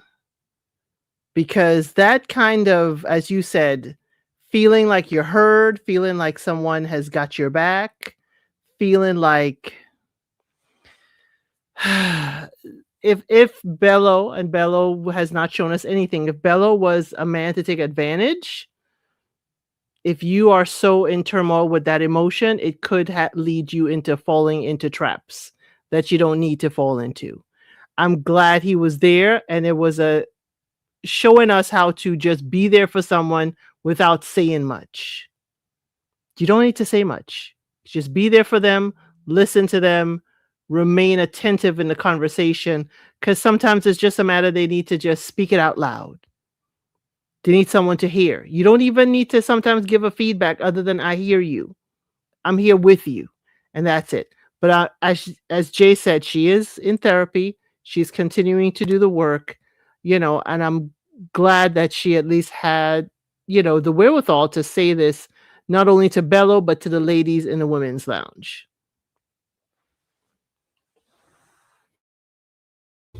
Yeah, no, it's definitely a difficult situation. Just like Jay and myself, I've also witnessed it. You know what I'm saying? She was a parent, so I know how difficult it is. I don't know how difficult it would be if the person was my partner. That's another level. Do you know what I mean?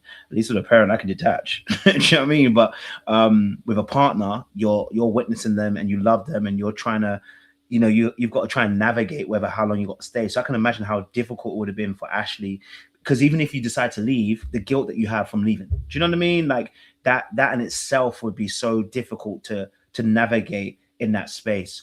And so I really did feel for her sharing that story and sharing the experience that she had gone through. And it is a very difficult place to be when you're dealing with people that are mentally ill, when you care about them, when you like them, when you love them. Because like Jay was saying, it's there's a battle that you face, because at some point you have to almost think about yourself too. At some point you have to think about, am I going to get lost in the sweeping of the situation? Will I also get lost? Oh, okay, Jay, I see. Don't let me flirt. But no. But in the case, I'm changed now. Jesus, changed. But in the case now of obviously the situation when it comes to Ash, it's like, you can easily get lost as well. You can easily get lost in trying to almost save the person, trying to be that good person, trying to be that person that can love that person through a scenario, a situation like this where they're going through mental health issues as well. So I can understand such a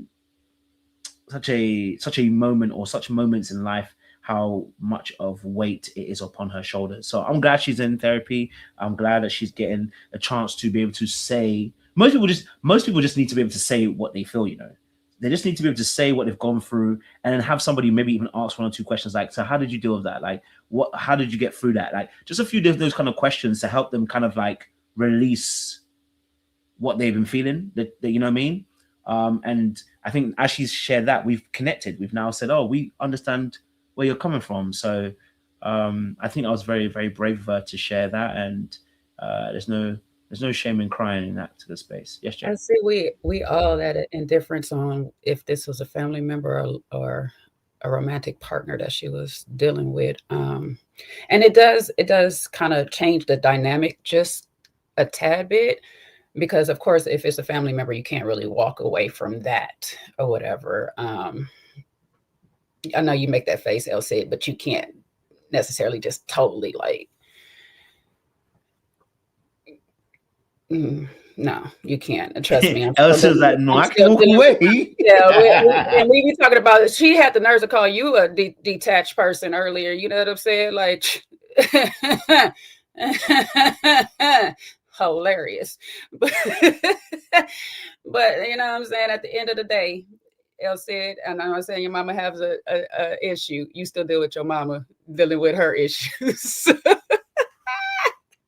Elsa said, pack my bag. There's a certain part where you got to drop anchor. You can drop anchor, but you don't cut the anchor off the ship. You're still attached. There's sometimes that calls for a vessel to release its anchor. Yeah, I'm sorry, but when you're in physical harm, everybody's not in that physical harm with that person. And I understand that. And I understand that I do have family members who do have mental health issues. And you have to get to a point, and maybe my point is a little bit a shorter leash than others. You got to save yourself so you're not drowning with them. I do admit I have a shorter leash. I do admit, real short. But I have a very healthy self-preservation. You depends on where that person is structured in your family. When that person is your actual caregiver, your leash can't be that short until you get to a certain age. Well, she was saying she was an adult. She said she was an adult dealing with this? Right. It sounded like an ex to me.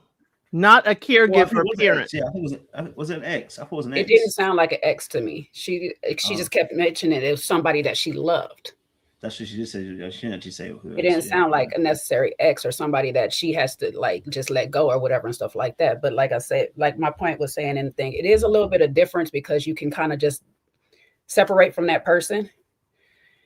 It happened almost 3 years ago per that combo.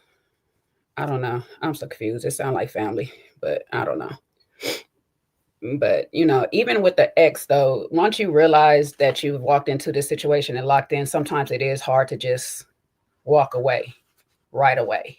You know what I'm saying? Especially if you have one that is just on the unaliving side of things every 5 seconds and stuff. And so it is a mental game that you go through with this person. Separating yourself isn't easy, but it is sometimes, like El said, definitely needed for survival. But you do have survival remorse when you walk away. You do get that guilt. Sometimes I'd probably be the last person that this person has ever talked to. I probably be the person that set this person all the way off. There's a lot of little things that makes it a little difficult to separate from a relationship aspect of it. Yeah, no, listen, and it's definitely, everyone's got their, I guess, their limits to what they can do and what they can't do. And of course, every situation is contextual. But all in all, it's a difficult situation. You know, it's a very difficult situation. It's a very harsh situation to be in. You know, to navigate it is not easy at all. So we appreciate Ashley for sharing that. Since we're already on Ashley, we can talk about obviously Ashley and Bello's date. How do we feel about their date? Of course, I know it was more, I don't want to say trauma induced, but of course, the part that they showed us was obviously that deep touching moment. How did you feel about Bello and Ashley? Do we believe their connection? Is it something that's more friends than actual romantic? Like how are we viewing their relationship? Seems like Elsa, you got an opinion? Go for it.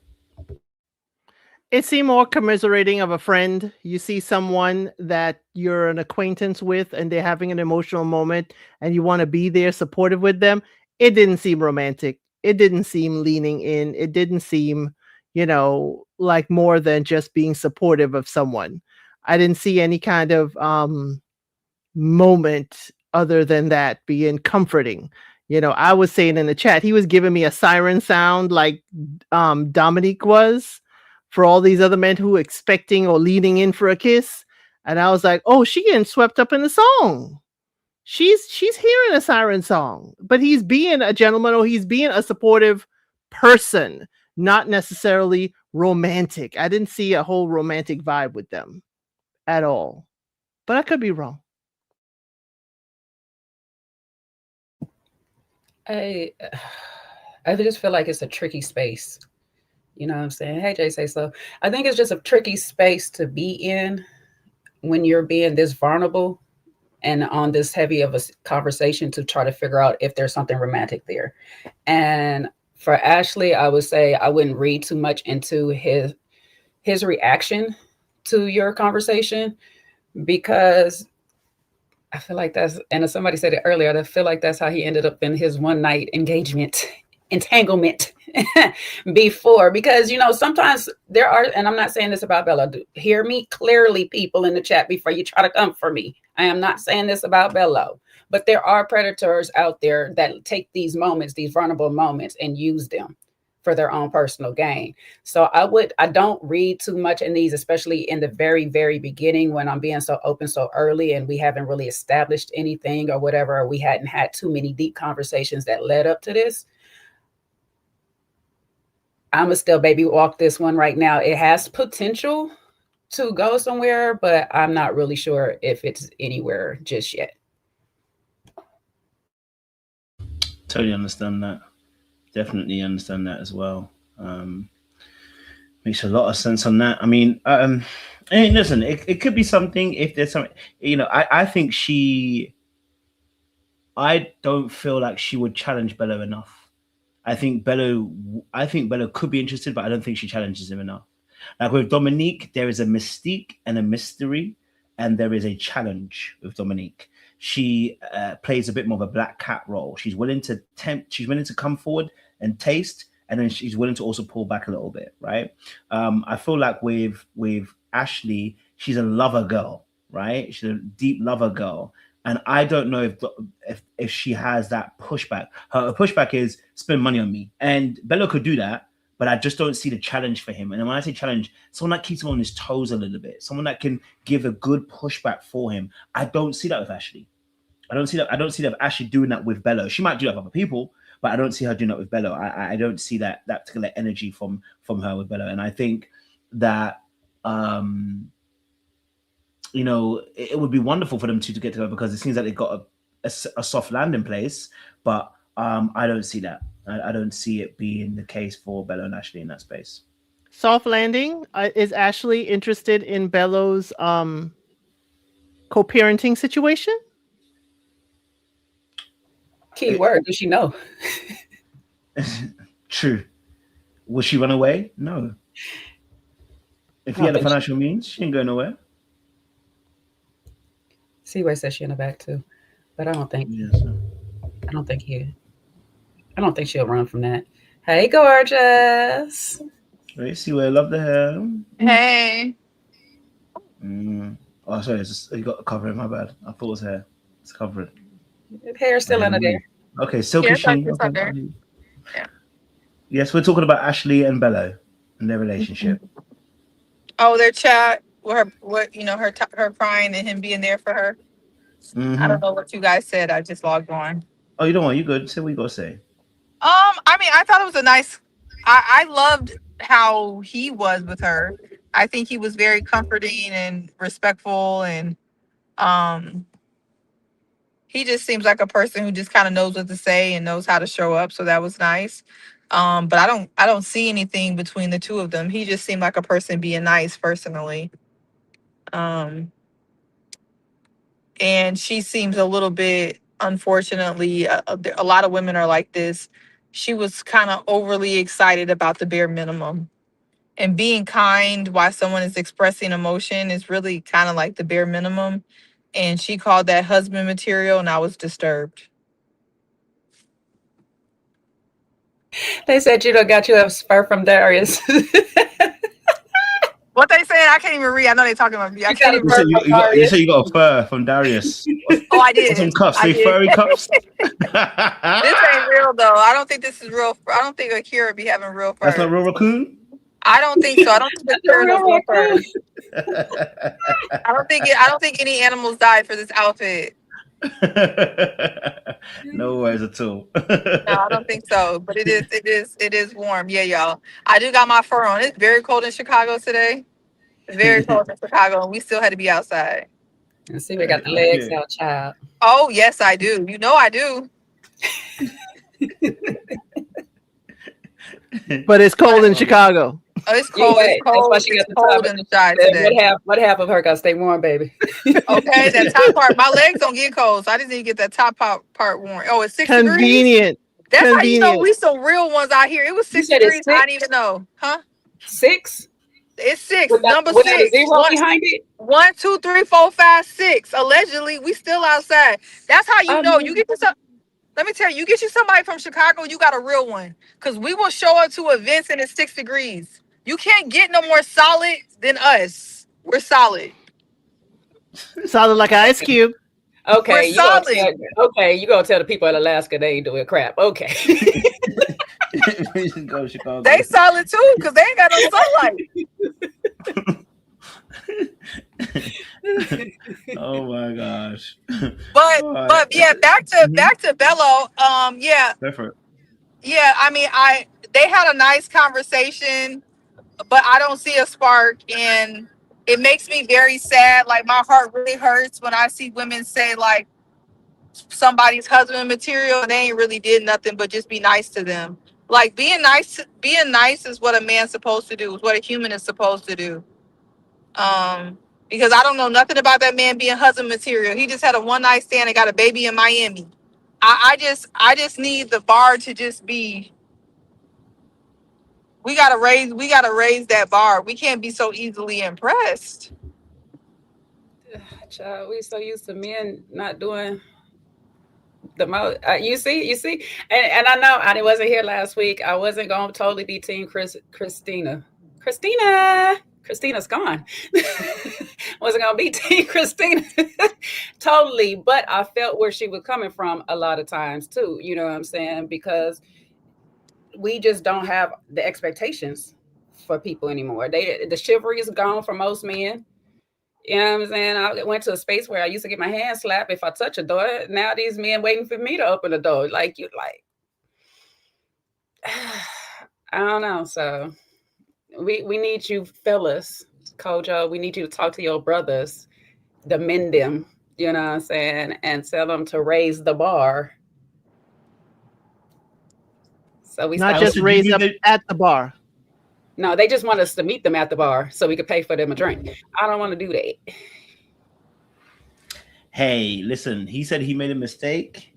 He said he was a one-night stand, and the one-night stand has developed some fruits.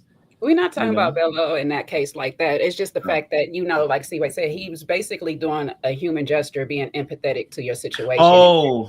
Now, husband material, looked at as husband material. Unless something else was going on and all that. She said they had a lot of conversation, so it could have been. Yeah, so maybe we missed something, but it's just the edit from what was said to husband material. That's where I got lost at. But I'm sure they talked about a lot, so maybe she was referring to something else. Well, she did say he shared. She said he shared a lot about his family. So that's what they didn't show us. And it's always interesting to me as they showed us her vulnerable moment, but kept his hidden. Yeah, I wonder why. That's on for you. They just, the editing throws so many things off, and it makes it hard for us to really kind of evaluate the show and the interactions, because you already know you got to leave room for the fact that there's always a lot of stuff missing. And his run-up moment, it was probably something that was already shared already, so they're not going to replay it if he talked about the kid again or whatnot. So that's fair. Yeah. If it was about the kid again, then there's no point sharing it twice, which makes sense in that particular aspect as well. So that definitely makes sense. I mean, listen, hey, look, I get what you're saying as well. I think but we don't know what happened after the scene or before it. So, but yeah, I do understand that there can be sometimes, if someone's just someone doing a bare minimum of being kind is not the bar we're saying that someone should be husband material. That's the point we're making. I can understand that. We're saying that, and that's why it's also important to have spent some time on self, to be able to work out some of these kinks, because sometimes, if you haven't been able to share some of the deeper things that have happened to you, well, I'm not saying everything, but I'm saying to you, if you've not been able to be as vulnerable with people, and you find someone who is vulnerable, it can look like, oh, this could be the right person for me, and it could, but discernment may be a little bit.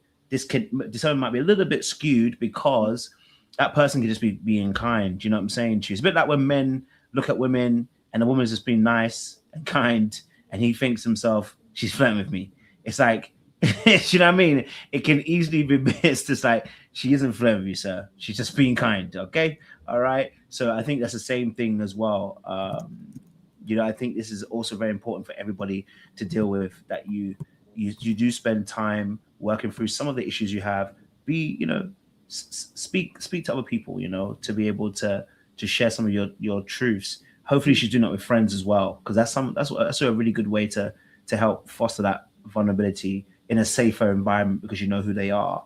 And that means that when you are sharing some of those truths, it's not so deep. Because obviously that thing, if it's happened 3 years ago, I'm wondering how long she's been in the therapy for. Because it happened 3 years ago, and I'm wondering if she was in therapy 3 years ago or just recently got into therapy and now dealing with it, which means probably right now she might be in a very vulnerable state, which is going to make it more difficult to really discern who's supposed to be. I wonder who it is in her life. Yeah, we wasn't sure if it was a family member or an ex. Now I'm confused, because I'm like, did the therapy start 3 years ago? Because I thought that's what I heard. Therapy started. That's what I heard, but maybe I was wrong and the incident happened 3 years ago. Now I'm gonna have to rewatch it. Y'all know. And maybe I'm just, I'm not gonna say it actually.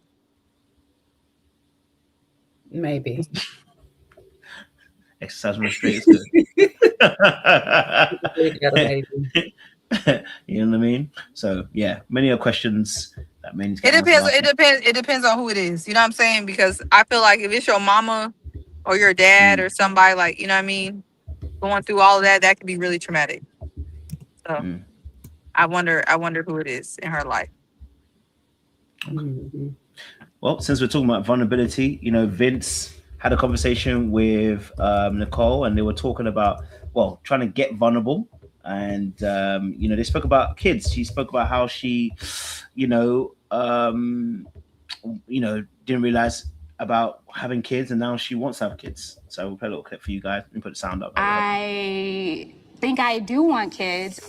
I just am scared of being a bad parent or a bad mother or failing at something. All right, so Nicole and obviously Vince, we will leave obviously Nicole and Ed till later. I will bring it back to them, so don't worry. I know that's probably the bigger conversation. But Vince and Nicole, how did you see their conversation? Again, it was about vulnerability. This whole week was about vulnerability. How do we see their conversation unfolding? What did you notice? What did you pick up from that particular conversation in that space? What do we pick up? Wish Vince would have went first, because I was real curious about his vulnerable moment or whatever, instead of him piggybacking off of hers. Because to be honest, that conversation led the whole thing and we didn't really get his. But I do appreciate the feedback that he gave, because I screamed this several times. When you leave the hospital with your child, they do not give you a handbook. There is no manual on how to raise a kid, none of this stuff. We are all winging it. Okay. The fact that you're even worried about being a bad parent means you have the capability of being a great parent. But it's all about your child. And I say this to the point of, I check in, like kind of like what Vince, I guess, might have started doing. I check in with my child because I'm going to fall short. I'm imperfect. I don't always know what to do. And I am dealing with a whole nother human being that has their own thought process, their own ideas, their own beliefs, their own thinking. And what I might be thinking is right for her may not be. What I might be calling myself protecting her might be doing too much, or I might not be doing enough. So the best thing you can do with your child is always keep a line of communication open and check in with them, you know, and just do the best you can. Your kid is going to eventually be what it's going to be. You know what I'm saying? I watch some parents do A to Z, whatever they seen on the screen, do whatever and stuff, and their kids still turn out one way, different from what they totally had in mind. So there's no right or wrong to it. You just do it. You enjoy the experience of it all. And the best part is you actually, you know, wanting to be that mother. So you'll be fine, Nicole. Just, that's where you found where you want to be, because you changed your mind now that you want to be a mother. That's all you need. It's the fact that if you never wanted to be a mother and you end up with a kid, that's where you start having a little bit of issue. But the fact that you want to, you'll be fine.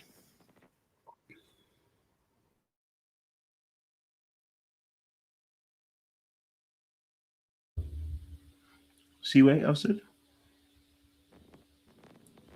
my sound messed up? Getting a little choppy. Yeah, it's the background. Is it choppy? Yeah. Can you hear us? I'll go back out. Okay.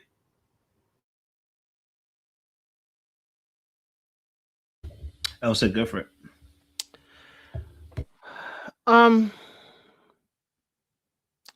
When did Nicole have these thoughts? Because if she is still hyping on Ed, was she just holding out to have his babies? When did this reveal that now we want to be a mother happen, that Ed is back on the block and he's available? Because I didn't really believe it. I'm sorry. I didn't believe the whole now I want to have babies. So, Nicole, I'm glad you are open to the feeling of having, you know, a child of your own. Okay, I'm glad you're open to being a mother. That is something not to be taken lightly at all. So if you have come to this realization now in your mid-30s, then I'm thinking that you did, you know, think about it quite strongly. But the way you're moving with Ed,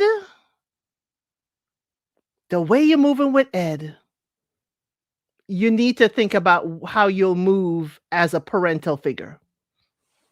And that's just on that. Because it's given clingy, it's given helicopter parent, it's giving, you really need to think about this before you not only bring life into this world, but you are molding life of this world. So I don't really believe it, but power to her if she's come to the decision that she wishes to be a mother in the future. I think. Is this better, Kojo? Or no? Yeah, actually is. Go for it. Wait, it's still catching you. Wait, hold on. What about now? Good.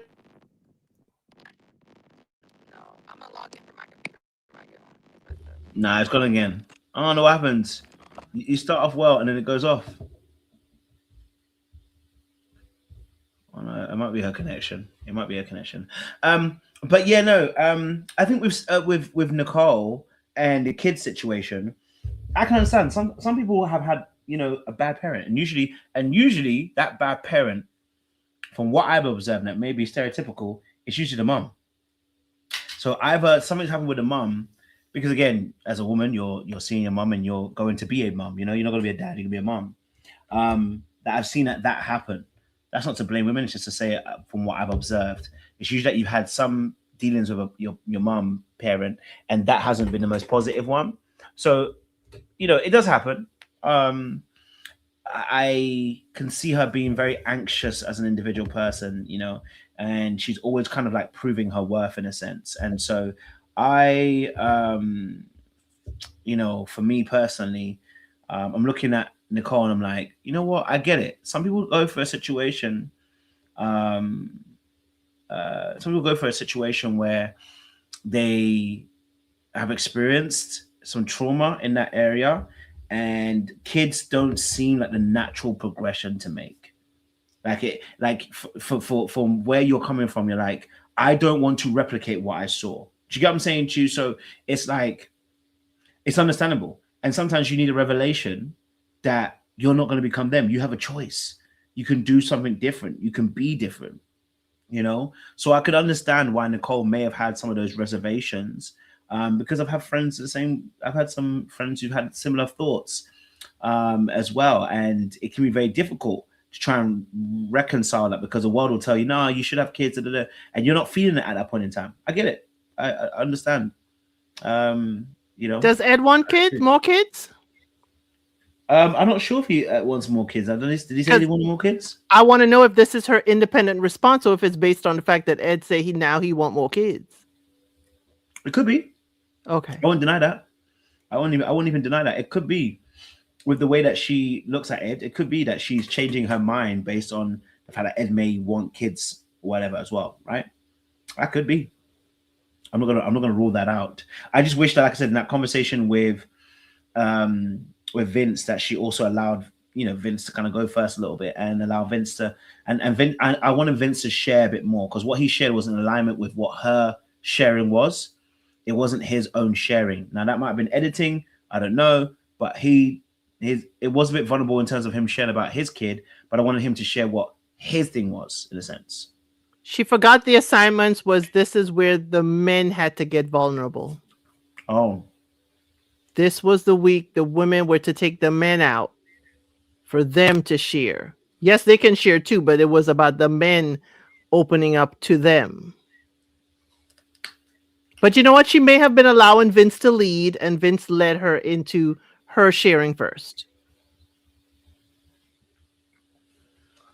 Well, unfortunately, that situation hasn't worked out very well, and it's led her to a position where she takes the lead, and it doesn't. The person's not as interested in her as the way that she'd want them to be, But she says she likes Vince, and Vince could be somebody I think Vince. I don't know if Vince likes her like that. To be honest, you know what I mean. So I don't think he's involved. Siwa, I don't know if you're. Oh no, Sean. Okay, Sean. My bad. I don't know why I just assumed Siwa, but how did Just another baddie. Yes, indeed, another baddie. I'd love to get your thoughts, Sean, on Vince and Nicole vulnerabilities. You know, Al said, you know, I got something for you later. I'm back behind the stage because you've been working it all night. You know, come on now. The ladies are on here. Y'all looking good. I want the ladies to shine. And there's no baddies around here. You know, just little old me. But I onto the Nicole topic. I'm concerned about her. You know, I really feel like, you know, she just seems like emotionally very raw. You know, with these scenes with Ed and just in general. And you know, listen, don't get me wrong. I don't think there's anything wrong with being, you know, vulnerable, but I feel like you got to pace yourself and you got to give people the chance to earn that vulnerability, because the wrong person will take advantage of it. You know, and I just think like even this whole scenario with her and Ed and this long time love, and I'm a romance, I'm a lover boy, at heart, but there's times when you gotta let go. You know what I mean? You gotta let go. You gotta actually give room for the person to show up as they are versus who you want them to be or who you thought they were. And I think she was just so emotionally invested in Ed, and he really wasn't willing to give much of anything. And even when they had the conversation, I was proud of her when she mentioned like, hey, one of my non-negotiables is being, you know, is for my person to be vulnerable. I want them to open up and you know, talk and express themselves, and for me to get to know them. And he just really had nothing to give. And she asked a very good question, like, outside of physical pain, tell me something in your life where you know, that you've been hurt, or, you know, that didn't go the way you wanted it to go. And he was like, I'm strong physically and emotionally. Yeah.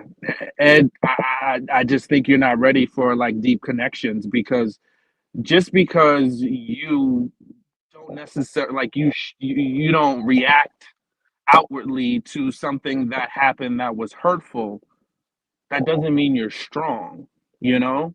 It just means that you have set yourself up to ignore or dismiss or not deal with things that were hurtful.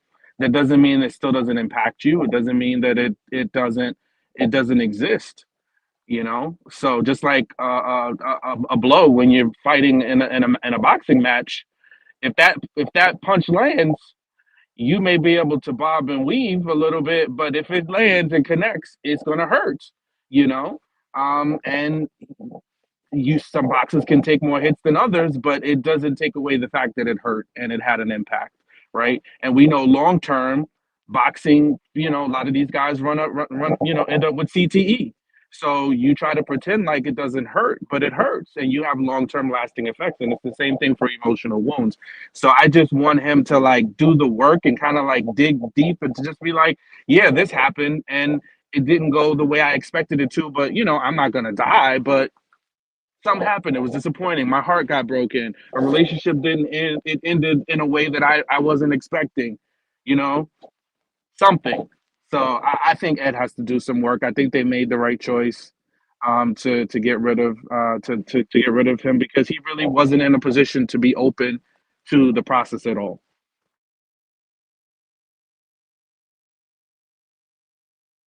Well, thank you very much for that, Sean. Good expulsion.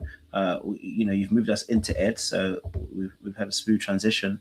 I guess we can talk about it. You know, Nicole, obviously, in Ed, she did ask him about the being vulnerable, and he was unable to share. Now, I'm not sure if he didn't want to share because he ain't got nothing to share, or he didn't want to share because it's Nicole. But you know, that can also be a thing as well. But you know, he didn't have anything to share, and like Sean just kind of just elaborated and brought us into a new season of conversation. You know, he didn't have anything to share, but we know that obviously he had a divorce, that can be very painful. Divorces are not free of pain. You know, there's no such thing. If anybody tells you that they divorced and it was free of pain, you might want to look at them all over again and ask them, you know, if they're being serious or not, you know. So, and this is somebody who he loved and cared about, and really, you know, it seems like he was involved fully at the time. So for him to divorce and not have no pain, there seems to be a disconnect here. Because even if he didn't like, Nicole, surely he could have had a processed vulnerability, you know, one where you've processed it, you know it already. It's like, hey, look, you know, I think some of the things that I discovered about myself when I was in that situation, I, you know, had to reflect on this, and this, things that you've already processed that, you know, seemingly are deep for us, but may not be as deep for you. He couldn't even give us one of those. So at that point, you have to ask the question, like, has he processed it? Has he actually gone through it? Has he really worked through it? Or are you just intentionally not trying to open up because you feel like this going to make Nicole come after you even more? I don't know, but I was getting more of the impression that he hasn't actually processed anything and hasn't brought any aspect to it, because he could have shared something that wasn't so deep to him, but would have been deep to us in a sense, you know. But yes, I don't know if anyone, yes, go for it, Jay. I don't know. I am gathering a bit. He's a boxer, so I'm gathering his processes is through fighting. It's through physical release instead of actually like communicating what it is. It might be harder for him to actually explain how he's feeling or what things make him feel. Being actual emotional, vulnerable, whatever he wants to title it, might be a hard space for him to do when it comes to actually verbalizing it to others.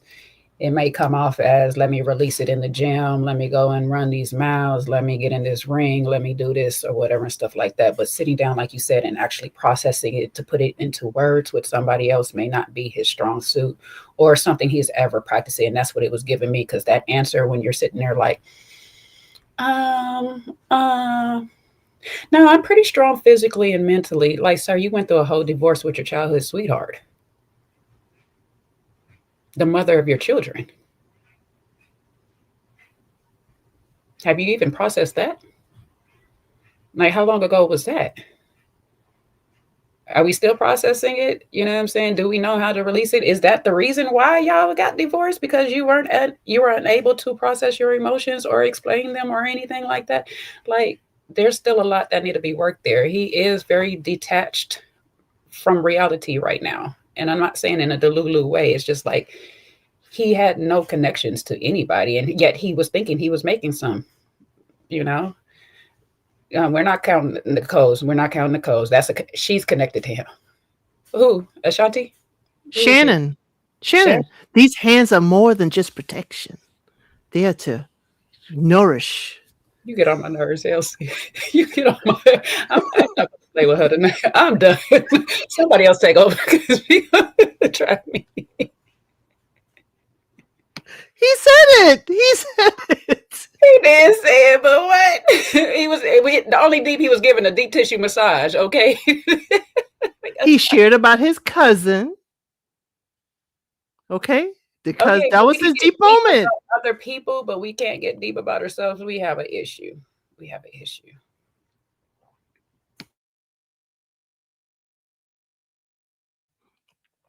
So I agree that maybe it's because it's Nicole. I think if Ed shares anything about himself and opens up, it's going to be stage 10 clinger. She already clinging to 15 years ago. I can't give her anything. If I give her even a crumb right now, it's going to be like we go, huh? She ain't already stage 10? Shoot.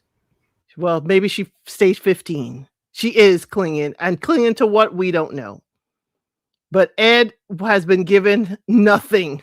We have seen, as I said, the only time I saw him be open to someone is with Shannon at that party, talking like that. I have not heard Ed share much with anybody else.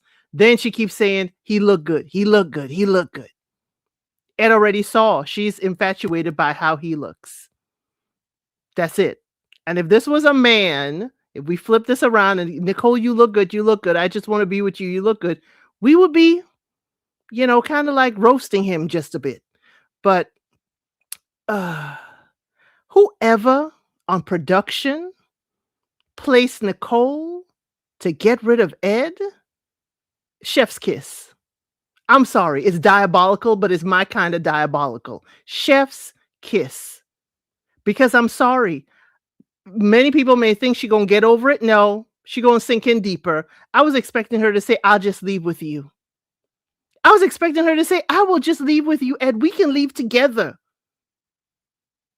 But if she asks a question, then he'll be forced to say, no, you don't need to. But again, whoever decided that, please, I know it was meant to be a Nicole wake-up call. It's going to wake her up to, she needs to leave the show to go be with Ed. It ain't going to work. The ladies were in the ladies' lounge, couldn't even wake her up. Tommy couldn't even wake her up. Tommy had a wonderful, soliloquy telling her, maybe it's in your head. Maybe it's in your head.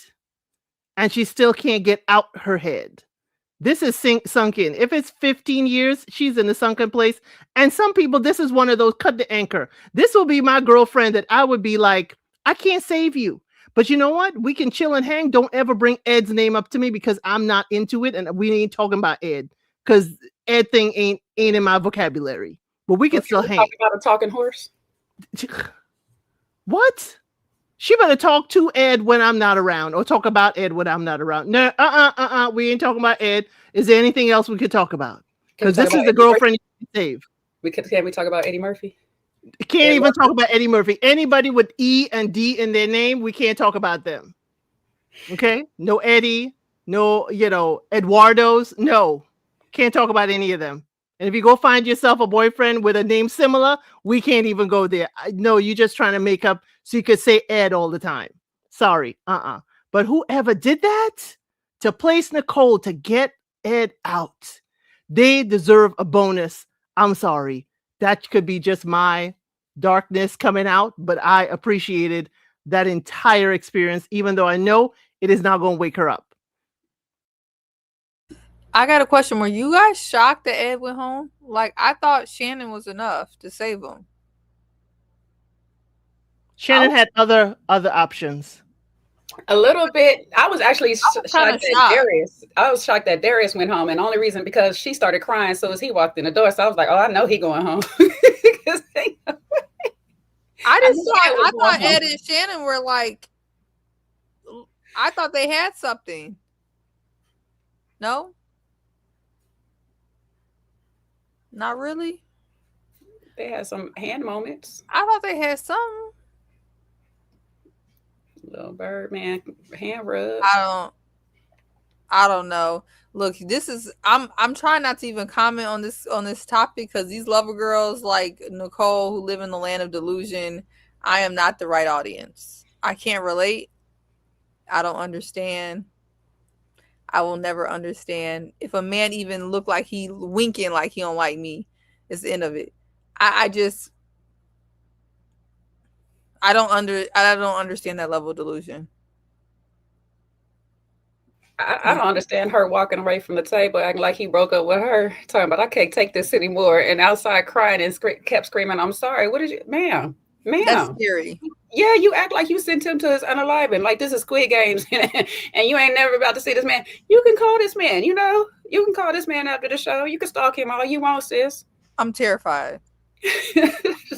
And if I'm Ed, I would be terrified. That's why Ed was puzzled. Like, I know people was looking at Ed while he just sat there and looked. He like, I don't know what to do because I can't cuddle her. I can't touch her right now because she might get the wrong impression about me holding her right now. You got to be careful. She gonna follow him home, Jay? Nah, he was holding her. That was the most intimate hug. They were pelvis to pelvis. That last shot. He definitely was holding her tight. She had her head on his chest.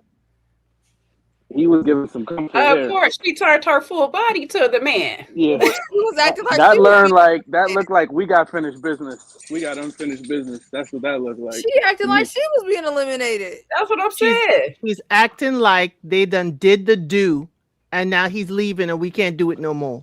That's how she's acting. Well, that leaving ain't never stopped that. Exactly. But I got an unpopular opinion. Always. Because I kind of been a Nicole in my younger years, especially in college. You know. That was before or after you was playing with these We women? know. Okay, let me just finish my story before y'all try to.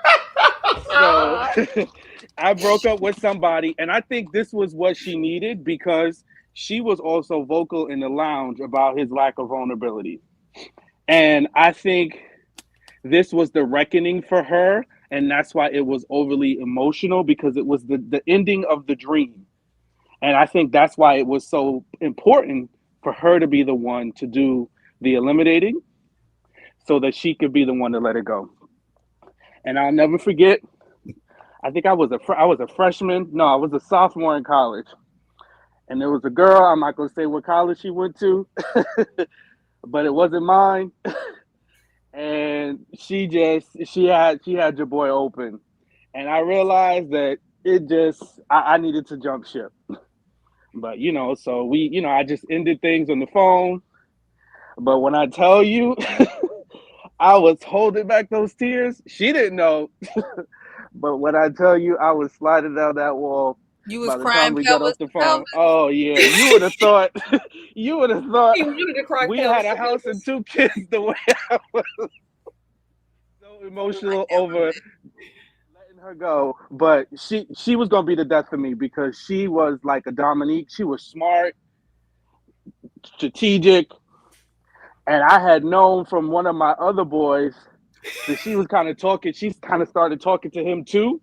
And I don't think she knew that we knew each other. And I had to tearfully say goodbye. Sean, was this after? Was this? With Nicole? Oh, This was is just this? a standard sim story. This really ain't got nothing to do with Nicole and her psychosis. It is the same. Thank you very much, C-Way. This is a sim story. Concept This of ain't got nothing crying to do after you with have to let Nicole. somebody go that's not giving, that's not really giving you what you need. That's the whole Sean, point. And you are was this? emotional. Was this after 8 p.m. when cell phone calls were free, or did you pay for the call? No, I paid for the call. I said with my we had little AT&T cards back in the day, long distance cards. I don't want to date myself, but that's what we had. Oh, not the calling cards. It was like a college student card or whatever. I Yep. remember those. You put them on the card. Okay, Sean. Thank you. See, can't be vulnerable with you guys. Y'all just. I don't believe it, Sean. Now you on the phone.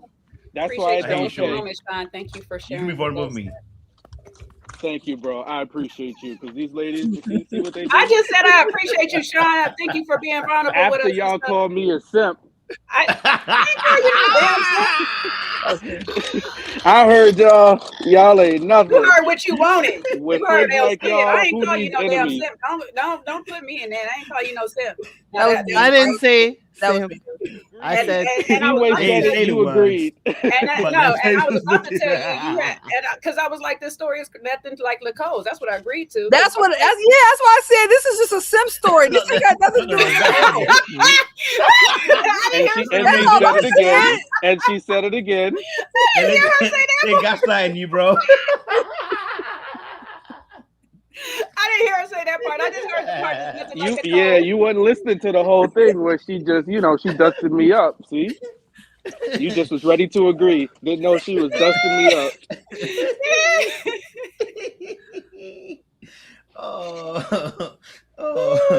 A guy I can't just said I didn't about his believe heartbreak. I just didn't can't believe have a reminiscing feeling at all. I just didn't believe you did a phone call. That's all I didn't believe. What was I supposed to do? Drive to her campus?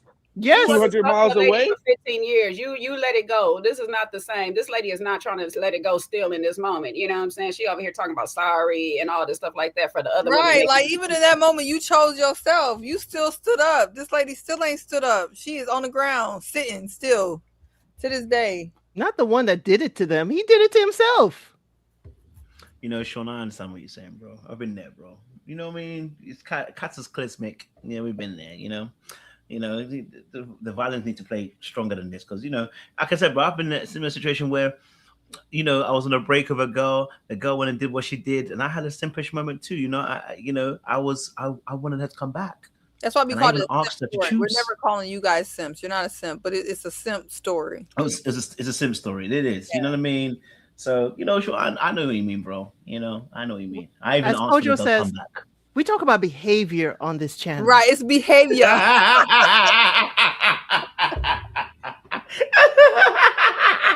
We never call it your name. I'm not finna play with none of y'all. And Elsie's behavior just to know that men cannot be vulnerable around her. Is diabolical and problematic straight out the gate. As soon as I got on this, she talk about you the baddie too. Talk about I can't give you a compliment. That ain't no compliment. I ain't no baddie. I've been waiting for you to get up here, Sean, just to call you a baddie. I called him a baddie, and I was just saying, hey, we're missing one baddie. He is, hey, I'm sorry. I Baddie, can't baddie, compliment him. Sean a baddie? Yeah, she called Sean a baddie in the chat. He was like all these baddies on the panel tonight, and then she gonna say we misses you, Sean.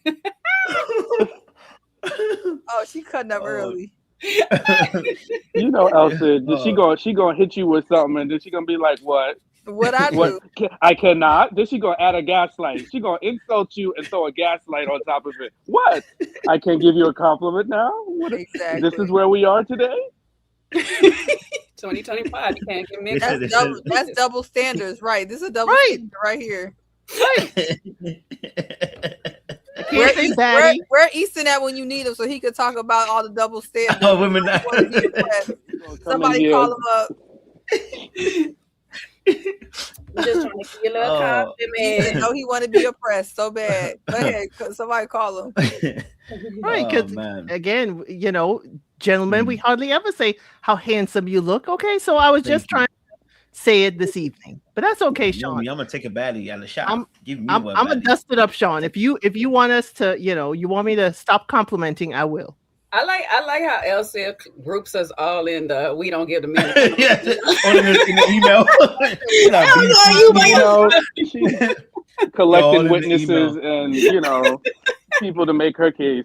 As per our last email, and it's our last email. It's like we weren't even involved in this. We didn't even see the last email. What? You know? Now I only CC you on this email. You're carbon copied into it. It's like, oh, okay. My bad. But yeah, no. Sorry, we're talking about Ed and obviously Nicole. And I asked earlier on, I said, is it? Have you guys ever had a situation where you have thought about someone with such intensity? Maybe not such intensity, but like 15 years later, 10 years later, have you thought about someone and thought to yourself, like, imagine if I was, see what you can't answer that question. You married because we don't want no trouble for you. But the rest of us. But I ain't been married my whole life. I wasn't married my whole life. True that. You know, I just didn't want no trouble for nobody. You know what I mean? No, but yeah, no. I don't know if anyone has thought of that because I couldn't think of a moment where I thought to myself like, oh my god, 10 years later, I'm like, I've been thinking about them. Do you know what I mean? Or like they were my crush. Like if someone was my crush then, they're no longer my crush now. Like I don't know. Maybe it's just me.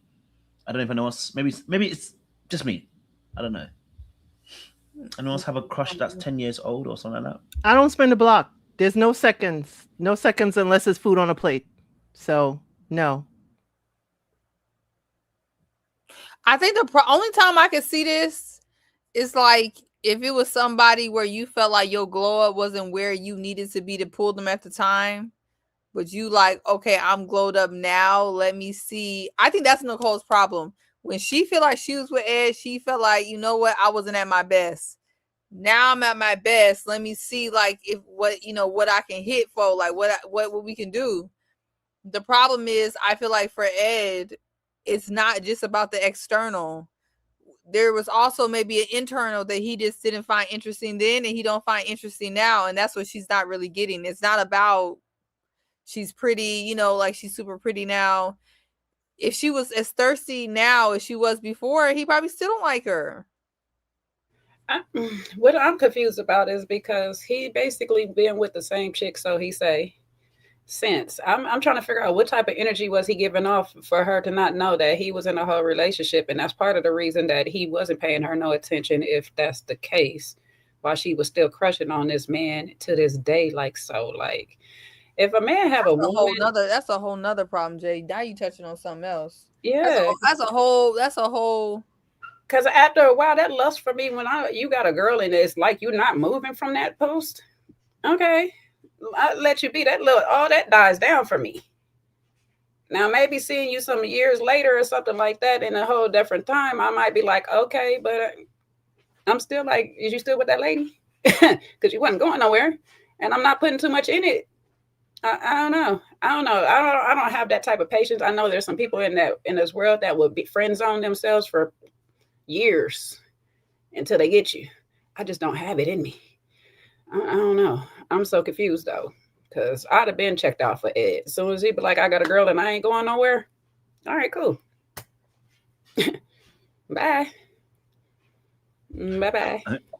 I think that's why I think that's why I was looking. I was like, I wonder what kept that crush going for so long. Do you know what I mean? I wonder what kept it going on for so long. Were they in contact, or is it something that she just in her fantasy land? Like, you know what I mean? Like, what kept her in that space for so long? It's interesting.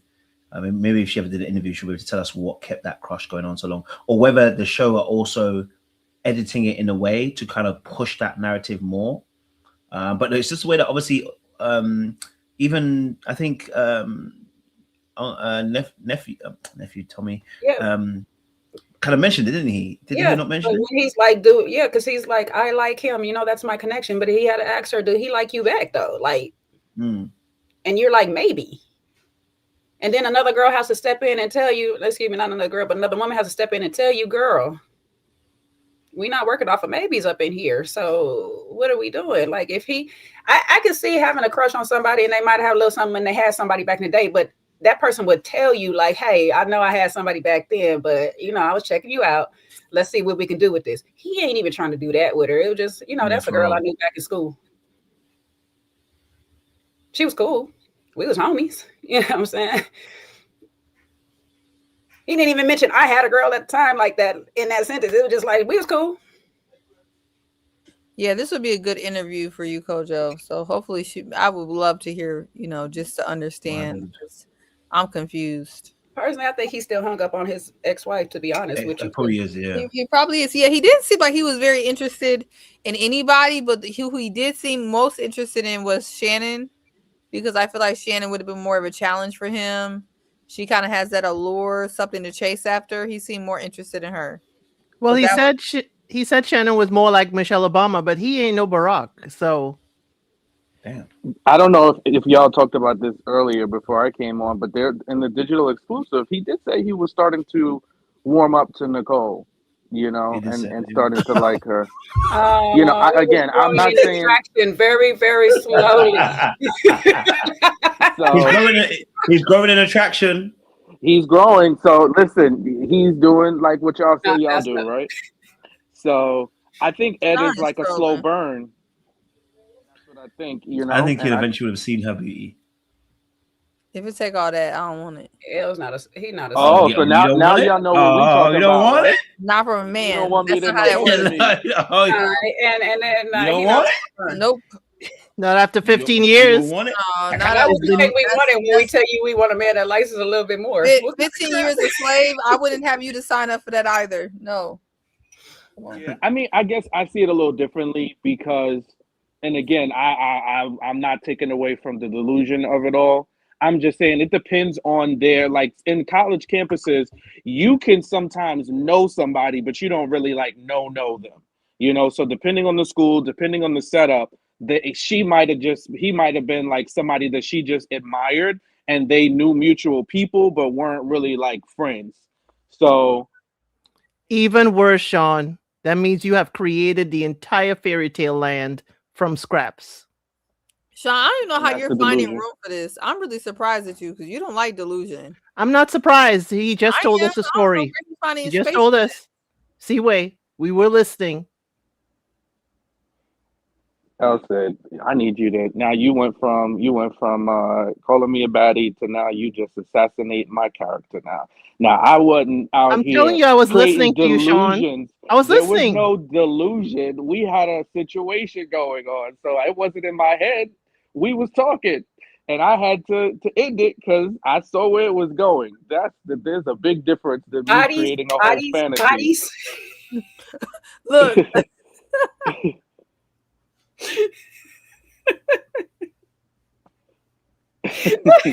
Yeah, Felicia, you're right. You know, I got a weakness for the Divine Nine. You know, for the ladies of the pink and green. You know, they That's very true. definitely, you know, they're gonna get a little grace from me. You know, so I'm never mad at I'll it. admit it. We defend that. I hear it. Okay, any other last thoughts on Eden and Ed and Nicole before we move it on? Are we tripping tonight, boy? No? Fantastic. All right, cool. Let's go to Donna, because that's probably just the only kind of interaction she had. End of 20s, beginning of 30s, I was in 2 back-to-back really poor relationships. So when I got out of that, I said, all right, nope, we're not doing that again. Let's get to...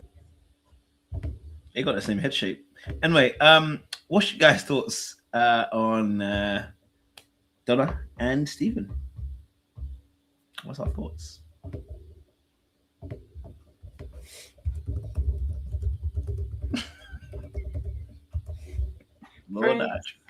How many others have them? Let's be friends. Before we go any further, let's be friends. Because this ain't going nowhere. This ain't going nowhere. Okay. I mean, I know Donna trying to make up some ground from, you know, prejudging everybody and closing everybody off. But this right here, yeah. I mean, listen, to her point of jumping into the 2 back-to-back relationships that she said she was in, that will always finish you because you're not really closed from one, and then you're jumping into another and you're taking on baggage from one to the next and all this stuff like that. So I'm not mad at her giving herself some time, but it seemed like she gave herself way too much time. Now she overthinking and overanalyzing every single thing that comes her way and stuff. And I don't know. And you think Vince is okay, that, you know, let me leave it alone, because somehow a lot of these ladies forget that Vince is just out here willy-nilly with the B of it all. But you know, you like what you like, so it is what it is. There might still be some healing that needs to be done in some places, but we not too much on that lady. We're gonna leave her alone. Well, Jay, on that note, Vince came through my live and said that the person who carried that pillow talk lied on him. Lied on him. Which man? Lied on what part? Lied on what part of that him? he said the B word. And why he apologized? He said he apologized. So and he said it. He said, you heard how I'm saying it. Said the person lied on him, and he handled it on camera. For a lie? Okay. Then he's slow. You slow, then now you're slow. You're worse. Then you calling somebody a B, you're slow now. So what do you apologize for? Somebody lied on him. Okay, but they lied that you. Is that Lauren from the show? Yes. Yeah. Oh well, then she probably saying that he ain't. Exactly. Nobody lied on that man. Come on now. Bella's interview with Crystal clarifies. Oh, there's someone. What somebody saying? Somebody's interview. Bella's interview clarifies what? Yeah, what does it clarify? Does he say it? I haven't even watched the interviews this season. I can't even lie to you. I haven't either. I haven't watched one interview. I probably should. You know how I feel about these interviews. I'm not watching them. I'm confused. I'm like, you know, I get if he would have said, you know what, I apologize for you thinking I said it. I apologize for somebody telling you I said that or something like that. But he came out and was like, oh, because I said to be. It was like he openly admitted it and then it came back and said, you know what, let me apologize to Lauren, which I felt still wasn't a public apology. It was on a public platform, however. But he didn't do it in front of the whole group. He didn't pull all the ladies aside and say, hey, I want to just tell you all, I apologize for calling this lady out her thing and for the fact that y'all got this information. He pulled her to the side or whatnot and gave this so-called apology. But I guess because it's recorded, we got to take it as it was a public. First of all, can I just say, since Lauren is in here, this is the problem when someone who's as pretty as Lauren is even in the same space with that type of man. She should even be in the space with that man. What they say, he shouldn't even be smelling her sit down win. Ain't that what the people say? You shouldn't even be in a space with him. That's the problem. Because when these men get in the space of women that they couldn't even sit next to in real life, they get to calling you out your name and doing all this random stuff. So bye, sir. Okay. Well, I mean, apparently this was what was said. So he still kind of said it. How Bella explained it. He said, "You think I like it because she's tall." That's the same thing to me. That also lends to reason if he's saying it in the men's lounge, how Tommy didn't hear it. You think I like? I guess it probably wasn't said in the men's lounge. Probably was said amongst the men, but maybe not in the men's lounge. Or if it wasn't men's lounge, nothing. Tommy wasn't there. Probably. Otherwise, you would have checked it. Yeah, you would have definitely said something. But I guess it was something. You know. I'm trying to figure out how he was lied on. If it's explained that you think I like a bee because she's tall, you still said the word. How is it lied on? And that's actually worse. That's what I'm saying. I guess he want to be technical of what was actually said outside of the B word. I guess the lies was what was actually said or whatever. Apparently, it was said in the wasn't said in the men's lounge, nor was it recorded. The apology? No, I think what he said. No. When he said it, no, it sounds like it was said in just their random talk, the guys' random talk or whatever. Not necessarily in the lounge, because Tommy would have heard it in the lounge. Yeah, it wasn't in the lounge. Yeah. I mean, whichever way, whether it was that way or the other way, it doesn't really change much for me. I hear it. So I think we were talking about Donna, though. Mm-hmm. Yeah. I don't have much to say. I actually really wish Donna was off my screen. So. What was that? I don't know. She rubs me the wrong way every time I see her on the screen. I can't put my finger on it. She bothers me. Something, like something about somebody just bothers you. I can't say she did anything. She just really bothers me. Maybe it's the way she talks. Maybe the way she's always interviewing. Every time she's on a date, she seems like she's interviewing them. I'm not a fan. I'm actually kind of annoyed that she was still here and Christina went home, because at least Christina makes me laugh. Could have been a double elimination. Something about Donna just irks my spirit. It's just I can't put my finger on it. She bothers something deep down in my spirit. I would like her to be gone off of this show. Damn. Yeah. Well, I guess she also feels the same way about other people too. So I guess y'all can row the boat and feeling how you feel. You know what I mean? Because she feels things about people too. Sometimes you just feel that way. You know what I mean? You just feel that way. Okay. No, I definitely. I mean, I just think she interviews people. But yeah, Sean, go for it. Oh, I was gonna say, Kojo, did you see Christina's comment about our live last week? Why you bring that up? I'm so mad. This comment was killing me, bro. I'm being messy today. Why did you bring it up? What? How's that? I'm just asking. Since we're talking about the cast and people that engage. Sure, Sean, I didn't see it. We have Lauren in the chat. We could have left that where it was because no one's seen the mess. The fact that Sean gonna ask it, knowing that he did see it. Not Sean taking my place. He's been messy today. See, this is why I behave the way I do sometimes. Elson, don't you step on my back to jump off the cliff. No, you is you. You is you, and you be doing what you be doing. Okay, I'm gonna tell you, Marlon Wayans, real quick. Don't be kicking the man while he's down, LC. Since Sean decided to be messy, I'll just go ahead and say I'm not being messy. You're opening up the door for something that I wasn't even planning to close. What were you about to say? Crack. You just brought it up. Y'all got Kojo snorting now. I just wanted to know, had Kojo seen the chat, the comment in the chat about us being ignorant?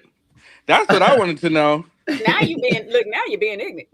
Lauren, don't you worry. I'm gonna spill the beans. I'm about to say you might as well say it now. That's why I say you might as well say it because you brought it up. I'm trying to get it out, but you let Sean have his baddie moment, please. Let the man finish. He wants to share. I can't even get the plane off the ground, let alone try to land it.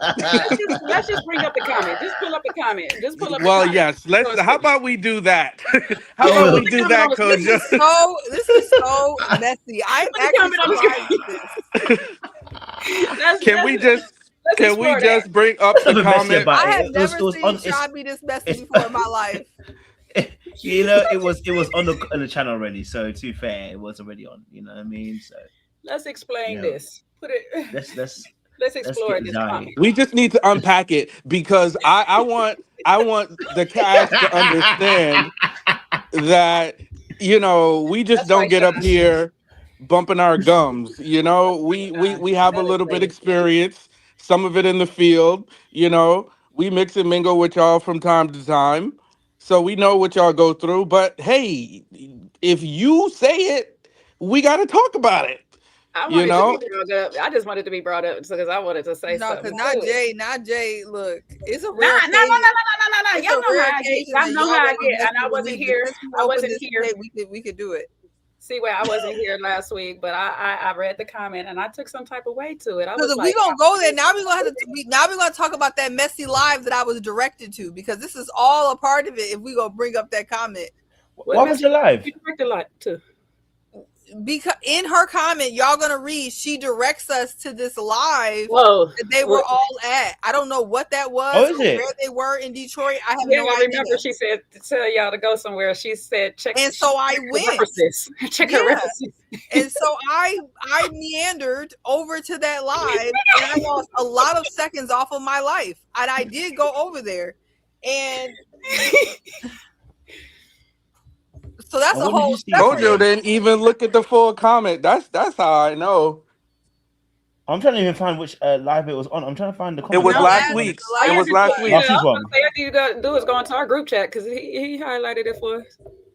Yeah, I definitely saw the comment. I just didn't read it all the way through. I just saw that she had commented, but I'm trying to remember where that. I'm trying to go into the comment to see if it's still there. Apparently, Lauren, I wasn't here last week, but these people up here, these other four that was here, I don't know if Elsie was here, but these other four was here. They some ignorant people. They ignorant. I wasn't here. I'm not part of the ignorant crew, but I would have been ignorant last week because I would have told her ass you was ignorant for telling them people how you over here playing in their face like that because I was ignorant. To sum it up, while we look for it, she said we were being ignorant about what we said about her whole Cash App, PayPal of it all. She said we were being ignorant. She then directs us to a live, which I think I'm the only one who went and watched, where there was supposed to be some explanation as to her PayPal Cash App requests, to which on that same live, Dominique told her she was being tacky to her face, and the rest of them said that she was being tacky as well. Exactly, because you Well, were I'm tacky for action. We're ignorant. Talk about there's more to the story, and then I was directed to the source, the source that provides context.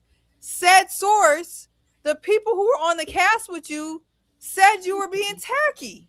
What was tacky to was her rubbing up on Devon's leg, and Lauren was right there across the table and gave her a look. Note, Elsie, you gonna get off topic. That is not off topic with the whole Cash App situation. Devon is the one that gave her the Cash App.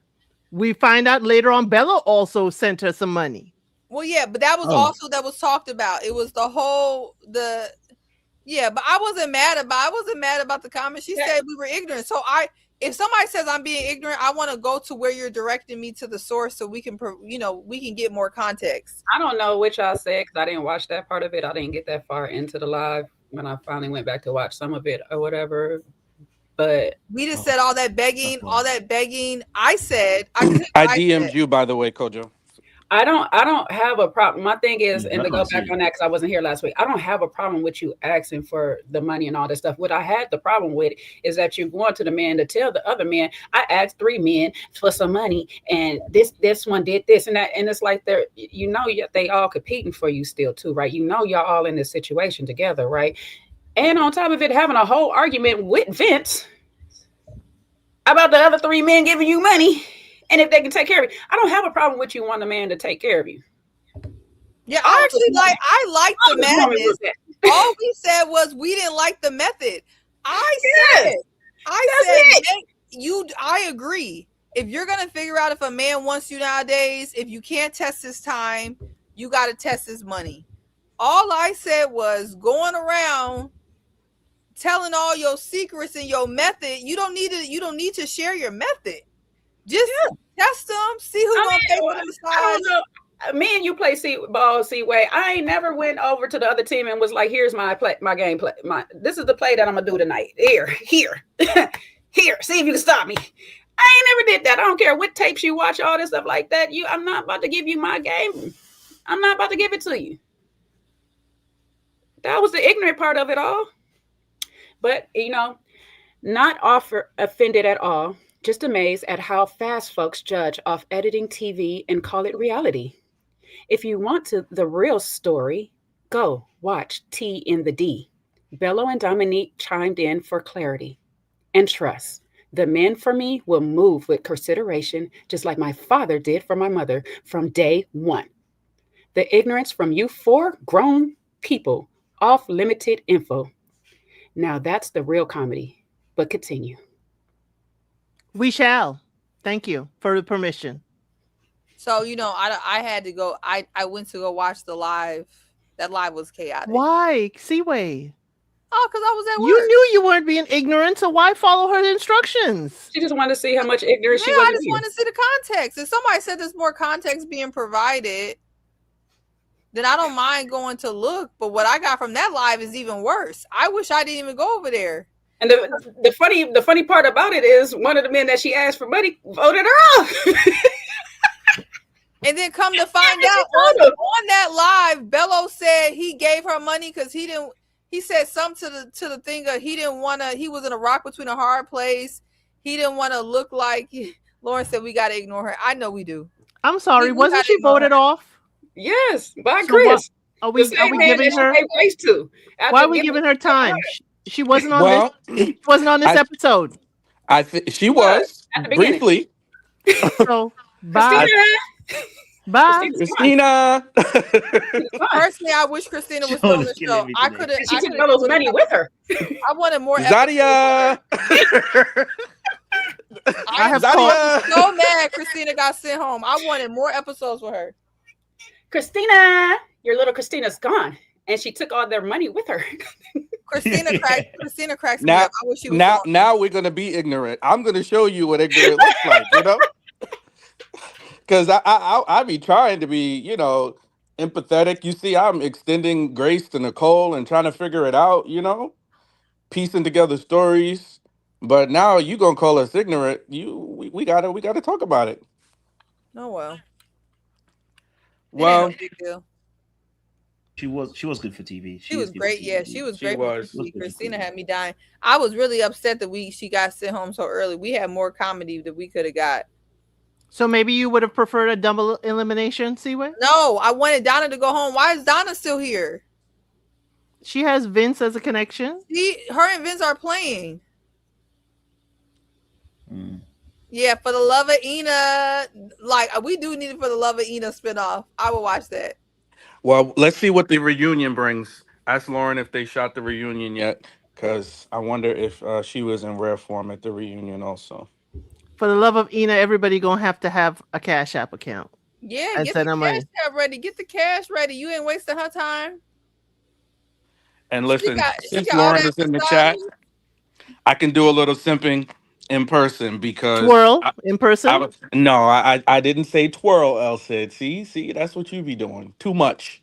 I said the way she was, acting this particular episode, nice, soft, sweet, I might have given her a spin. In the beginning, I was pissed off at the spins, but you talk to me nice like that, you get a little spin out of me. I do a little. Sean go shooting his shot. No. Exactly. Guys, I'm in my single stage. See, now he's letting her know he is single. Focused on me. I'm not trying to shoot my shot. I'm just giving her a compliment. There's nothing wrong with that. She's asking you, can she get a massage? She was looking good. I mean, now he'll give you a massage. That can Lauren, do you want the arranged. massage from him, or do you want the Cash App for the massage? El said, "Are you helping, or are you throwing salt in my game here?" Plenty of salt, bro. Because no money was even discussed. Right. You over here trying to add a middle. Why are you adding? He's trying to give the massage personally with his It's locals called clarity. on the side of the massage bed. He over It's called here clarity.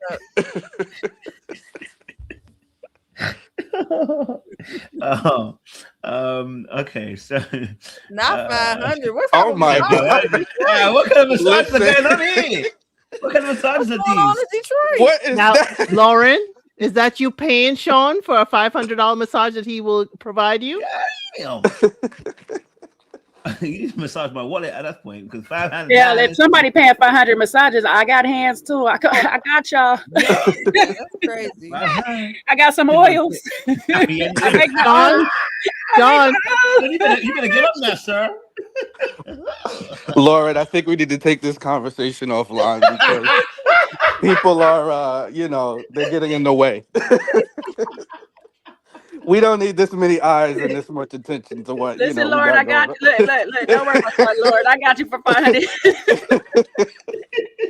I don't want to muddy the waters. I got a table. I got a massage table. Lauren, We're just getting to know each other. I don't want things to get, Not they misconstrued. gassing you up trying to talk about tall enough. I'm crying. if Sean ain't tall enough, Jay certainly is tall enough. Okay. One of them tall Yeah, enough. Sean kind of the same height. Shout out to Lauren, man. She'd be funny. Not when you in heels, Jay. That is true. That is true. Y'all But I ain't gonna wear no heels to do a massage. That's not. Don't be so sweet. Not for 500. Well, for 500, if they're requesting the heels, don't you? we are in trouble. This has taken a turn.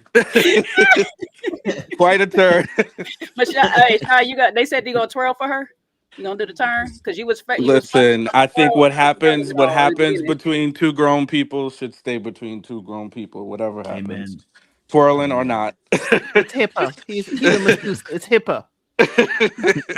Well, Lauren, I hope you ain't giving these men the benefit of the doubt no more. No more. Don't give them the benefit of the doubt no more. They don't deserve it. Nah, Whatever don't they worry said about they did, they did. Sean is very responsible. They don't deserve it. Beast. So that's lovely. Okay. Okay. Okay. Cool. Well, obviously there was a conversation here between. I want to know your thoughts because I thought this was kind of wild. Situation. Probably about 4 or 5 months ago, where I actually fell in love with somebody really, really fast, and they just ghosted me. It was like. But you felt like that was love at first sight. Oh yeah. And when that happened, it was just like, damn. When Chris told me he Yeah, I ain't gonna lie to you. Ashley was looking at him like he was a B. I ain't gonna lie to you. She looked at him like he was a B, and then her confession sounded like she wanted to call him a little B. Okay, that's what it sounded like. It felt like she wanted to call that out of her. But I want to know what you guys' thoughts are in that space because obviously he talked about I thought he was being vulnerable. I thought he was being very vulnerable, saying, "Hey, I got hurt in the past. I had a situation where I fell in love a bit too quickly." I thought that was a bit of a vulnerable statement. What's wrong with that? What's wrong with him? What is wrong with him though? What's wrong with Chris? He's a fast faller. No. What's wrong with him for real? What's going on with him? What do you mean? No, didn't you hear he told his story? Chris thinks he's become handsome. Ugly before. Yeah, he had and I guess what they call it, an ugly duckling phase. Dude, he got a dangly earring. Can we pull him back up? Oh Lord. Did he got a dangly earring or did he got them bead bracelets? I'm trying to see something. Fell in love with that woman. I definitely listened, but I cannot stand no bead bracelets, no dangly earring. He's pretty solid. But she did say this. A man with a bruised ego. At the end of basically what she wanted to say is I can't stand a man that's a little bitch. That's what she's trying to say. I know she's trying to put it politely, but I can't stand a man with a bruised ego. What she's trying to say is I can't stand a man that's a little bitch. That's he got a hoop? He got a hoop earring? Yeah. Oh, that's enough. Okay. Someone said he got a nose ring. He got the nose. He got a nose ring and the hoop earring? Yeah. That's enough. Okay.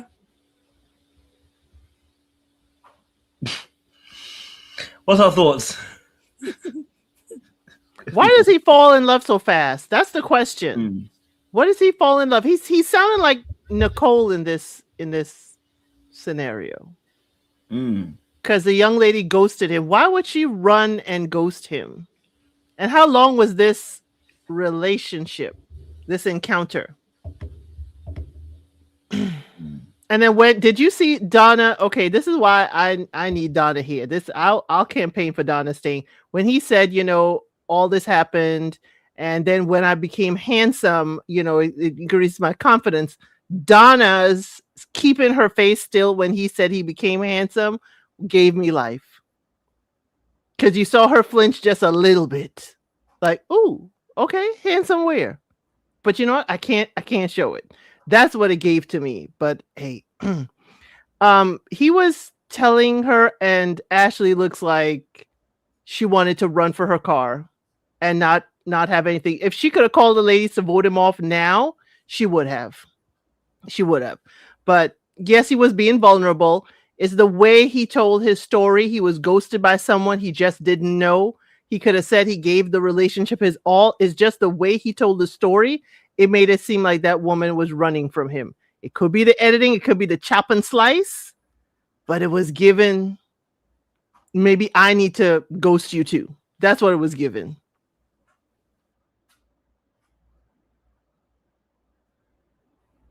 Y'all sitting up here really trying to act like y'all know what's wrong with Chris got me weak. But you know what? It's not finna be me every time on this panel. So we already know what's going on. It's not finna be me every time. Y'all can keep acting like y'all don't know what's wrong. It is what it is. God bless him. I hope he finds his match. Chris told y'all what was wrong with him. He wasn't getting no play in the back of the day, and now he's clinging on to everything that he can. Exactly, Jay. That's exactly what it is.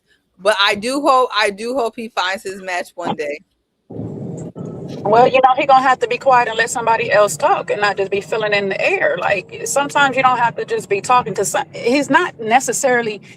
I know he said he learned this art of talking so he can get women, but sir, you're not talking about anything. You're just talking. Because he's not interested in a single woman on that show. He's told y'all that 5 billion times. Yeah, when you tell us that you got a top 5 out of 6. Okay. On top of that, I'm pretty sure the lady left because she couldn't get a word in. She probably was trying to tell him she was gonna leave, but he probably didn't let her get a chance to say anything.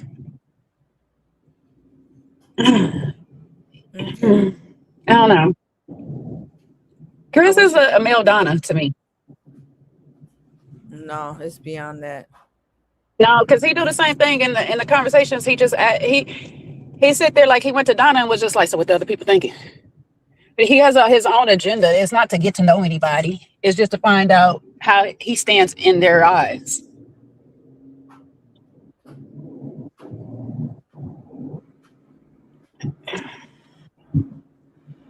I mean, I feel like he have a better chance in the conversation to cook his way into a woman's heart. The way he was molesting her. I shouldn't say that out loud. Never mind.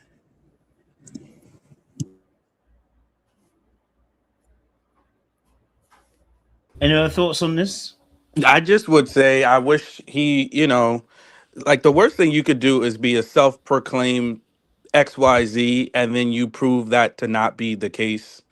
So at the very least, what I would say before you go touting a skill that you say you have, make sure you possess it first. You know what I'm saying? Like, it's better to underpromise and overdeliver than overpromise and underdeliver. That's how I always operate from that.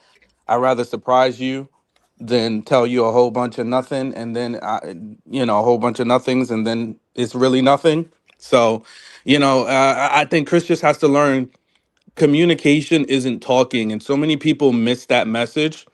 They say, oh, I'm a good communicator. No, you're a good talker. You talk a lot. Communication is two-way dialogue where you are not only paying attention to what you're saying, your body language, how you're communicating, but also the other person to which you are talking to. So that's the part about being effective at communicating. So I think he got to step 1. The 100 level college course, he needs to get to the next step, the 200 course, which is learning to listen, learning to pay attention to cues of the person that you're talking to, asking questions, engaging them, and not just telling your story. you know, because he told us a good story about, you know, his childhood, his growth, how he evolved and developed and came into himself. But none of that was engaging and to the other person, you know what I mean? Like, I just feel like I wish he would have engaged with the women better and differently.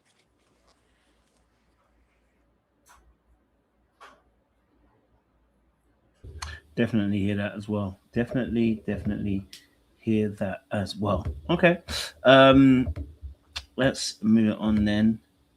You know, because we already spoke about that. What do we feel about obviously Dominique and Cardi? You know, they had their situation.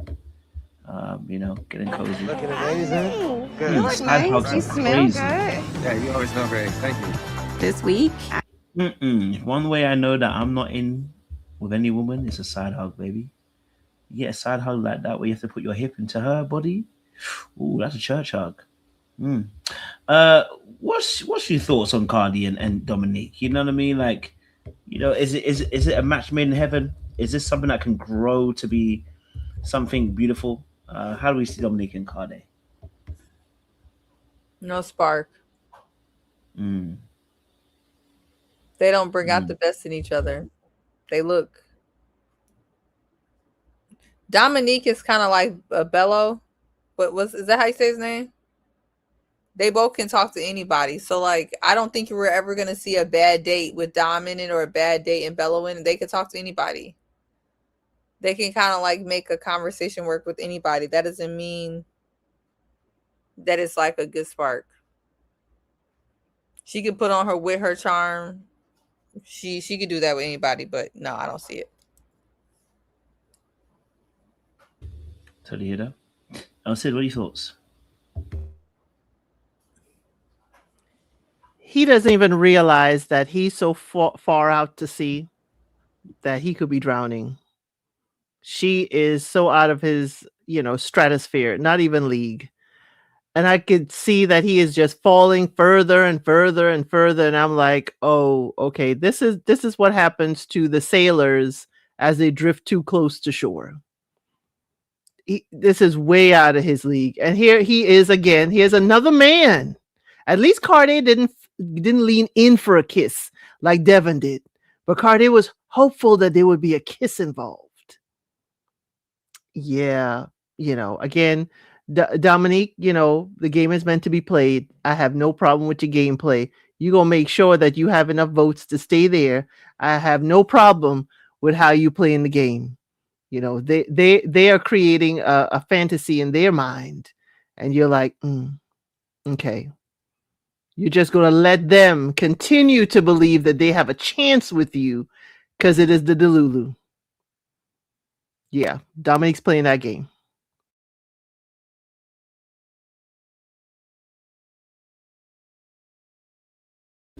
Jay, go for it. Dominique is a siren, so it is what it is. Like you used the metaphor already. They playing too close to shore. Like, nah, she leading these men off to their intimate doom or whatever. Cardi, you just be prepared that you might be used as a casualty of war when it starts to get a little heated between Dom and Bello.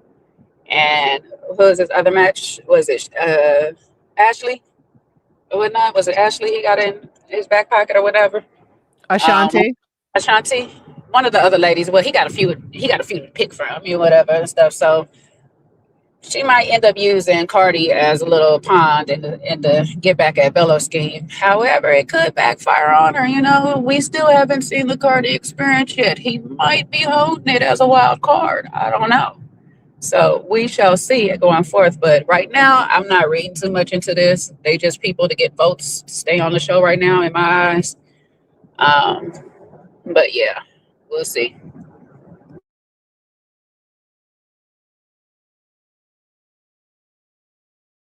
Sean? I don't have too many thoughts. I think they're both playing the game or, going through this process as they should. So I'll reserve full assessment on, as to see if this actually progress and takes off to anything. Right now, I think they're both just like, hey, let's keep our options open. In order to hang around, we gotta make as many connections as possible. And I think, even in their interaction, they were just talking about how, I guess Cardi mentioned obviously he acknowledged she's beautiful, but and then I think Dominique is kind of like, oh, somebody else outside of Bello that could be an option for me that perhaps she hadn't considered. Now, will she fully consider him? I don't know. I don't know. I'm just glad he didn't do what Devin did and try to go in for that kiss, because then it could have been it could have been a not so good moment if she dubbed him.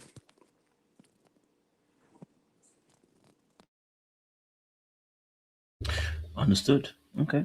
Well, Dominique's doing her thing and she's playing her game smoothly. I'm not mad at it. You know what I mean? At the end of the day, everybody's got to look after themselves. So if you want to become a paperweight, nothing I can do about that. Okay. All right. Just got to know how to handle yourselves as well. Okay. We talked about Darius and Thingy being not vulnerable, right, earlier on. We started off with them, right? We spoke about them? No? We spoke about Darius, Shannon. You spoke about it in your opening. Okay, we haven't spoken about it. Okay, cool. So obviously this conversation, or the awesome foursome. Even now, it impacts me today. I admire Shannon because she's not afraid to be vulnerable. It speaks to her ability to communicate. And the awesome foursome had a conversation about their vulnerabilities, and they were talking. Three of them seemed to have done it, but the fourth one could not do it as well, which was Darius. He didn't seem to share. I want to know what your thoughts are on this conversation around vulnerability, and maybe why Darius couldn't share and why everyone else seemed to be okay with it. I want to know your thoughts. How do we see that conversation between the awesome foursome in that space? Let's go first. Oh, since else is already open. I mean, since you already got your cover on him. Darius failed. If that was all he said, based on what Lauren has said in her confessional, he failed. He was open at Shannon's party, very open about his mom. Is he tired of being open with these ladies? I don't know. Is he tired of being, yes. But the story you're going to tell is, since you were little, girls were fawning over you. So then when ladies are in public fawning over you as your girlfriend, they need to be prepared for people to be calling you King Darius out on these streets. Please. No. I applaud Shannon. She did share. And as I said, she shared something. It still was work related. I would like to know who Shannon is beyond work. And the one thing we did hear about was the roller skating where she went weekly with her dad. I just would like to know something beyond associated with work. Okay. Tyra's World, lay off your man. Okay, he failed. He could be your man still, but he failed the assignment. Devin did share. I appreciated him share. I looked at his word choice. My dad didn't get along with my mom. Not that my parents didn't get along. That's why I said earlier that I think he chose probably mom's side. Maybe that's what's insinuating. Like you, Coach, I can't remember what Lauren shared, if she shared, and that doesn't bode well.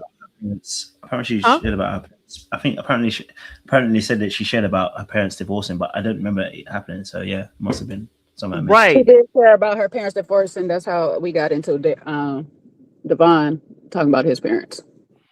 And Derek making a statement of saying that I seen her in new light. I didn't realize she was strong or whatever and stuff, whatever he said, whatever the crap. But I'm saying it didn't resonate. It didn't leave a mark. I didn't pay attention to it and kept it in mind, is what I'm saying. It was unfortunately forgettable in the whole moment of everything going I didn't around. forget it. I know, Sean, you're letting her know that you have clasped onto every word that she said that evening. I'm sure. Okay? Don't worry. I see how tight the cape is. Don't worry. We all see it.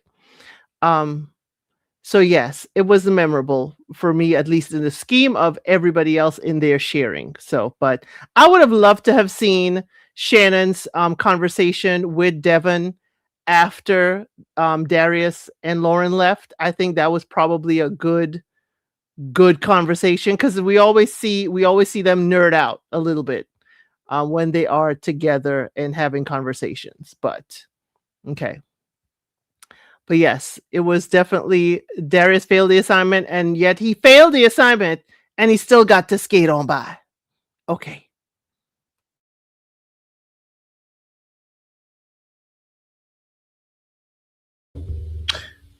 Siwe? Oh, yes, Siwe? I don't know if... I'm here, but I missed this part of the episode, so. Okay, well, no worries. We'll skip you. No worries at all. Jay? She might be driving. I know she might be driving, so might not be. Okay.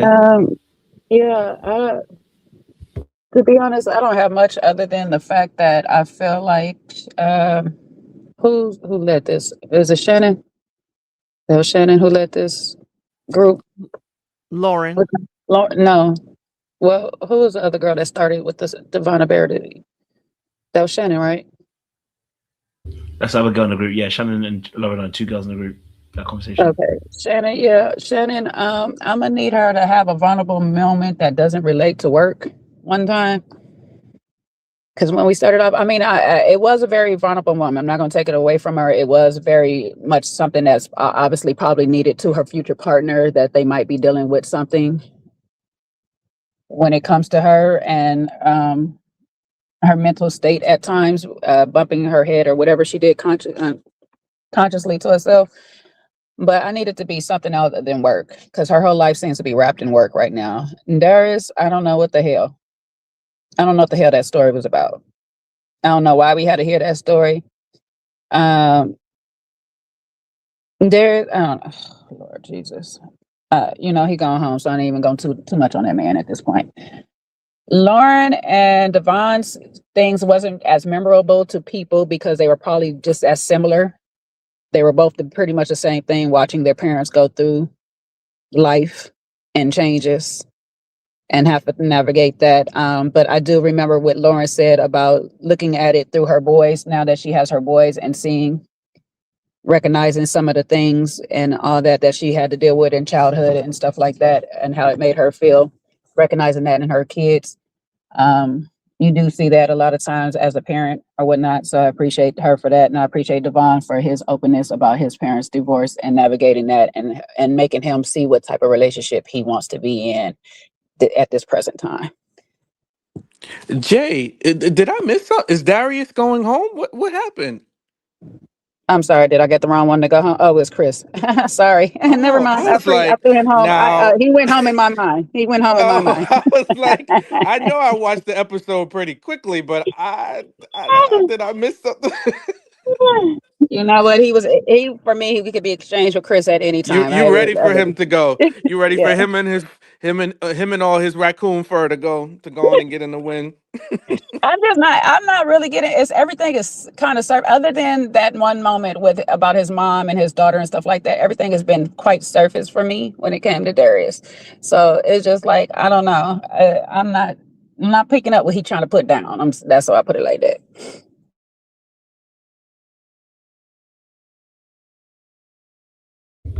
Sean?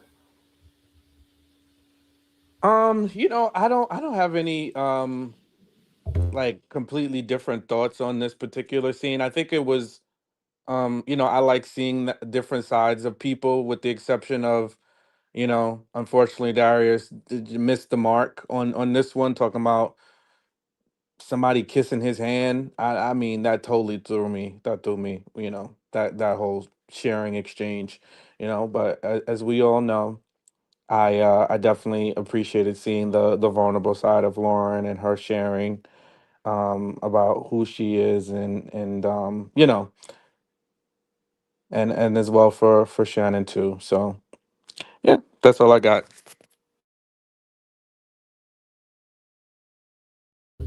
Understandable. Understandable.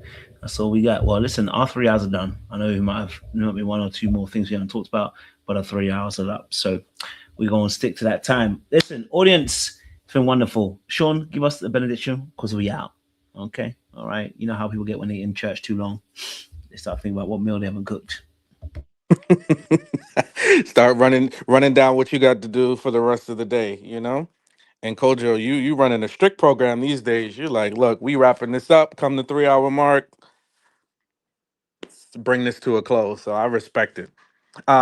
Listen, I think this was an okay episode. You know, I think that the people that needed to go went.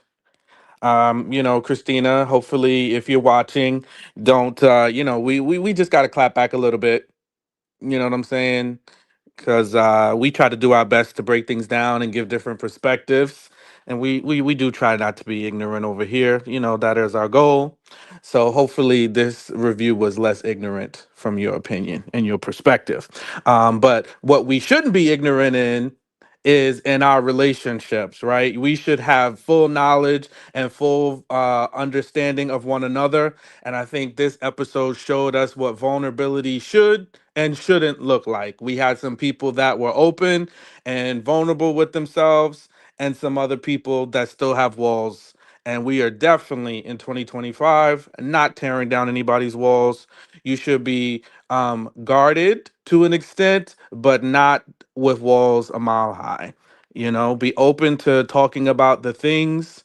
Communication is something else we learned. It is a two-way street. It's not just about talking. It is about an even exchange of ideas between two people, and that's what makes for healthy communication and relationships.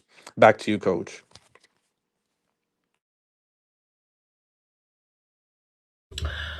Deacon, thank you very much. It's always a pleasure when you give us the benediction. Listen, audience members, it's been a fun time. We had 400 people come in today, so it's nice to see you guys enjoying the content as well. Of course, we're back here next. We might not be because I'm hosting a wedding next week, so it might be on a Sunday instead when I get back from the show. So if not, it'll be on Tuesday. I just need to double check my schedule because we need to move it around. And I think, what is it next week? What's next week? 20th, right?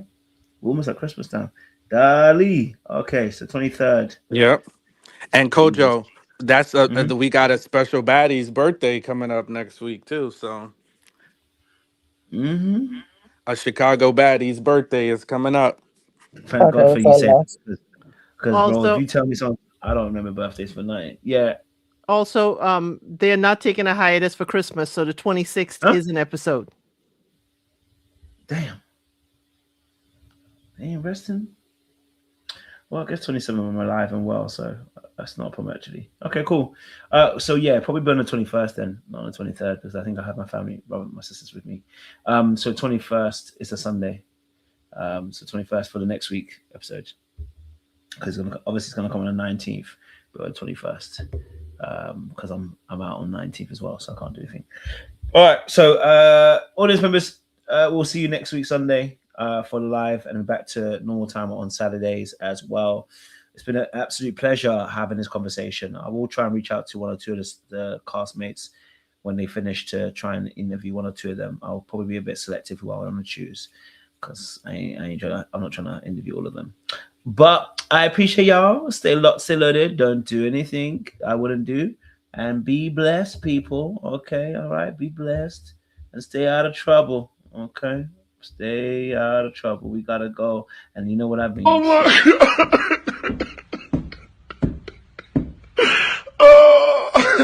Oh, my God. Little black book. You know what time it is.